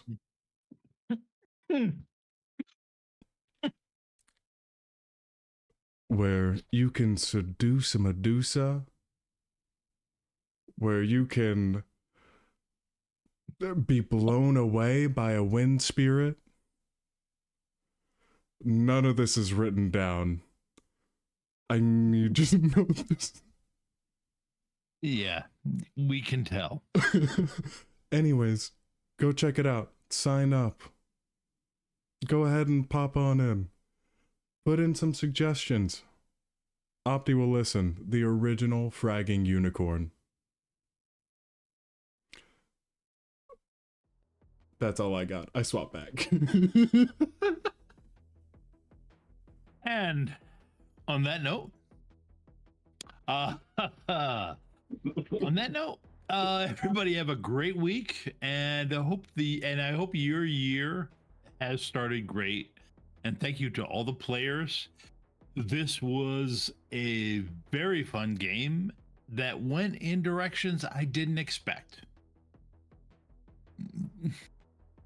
So, hope everybody has a great week, and we'll be back next week with more where the players try to figure out why these things are happening. Oh yeah, loving you is easy 'cause you're a unicorn. Doobie doobie doo.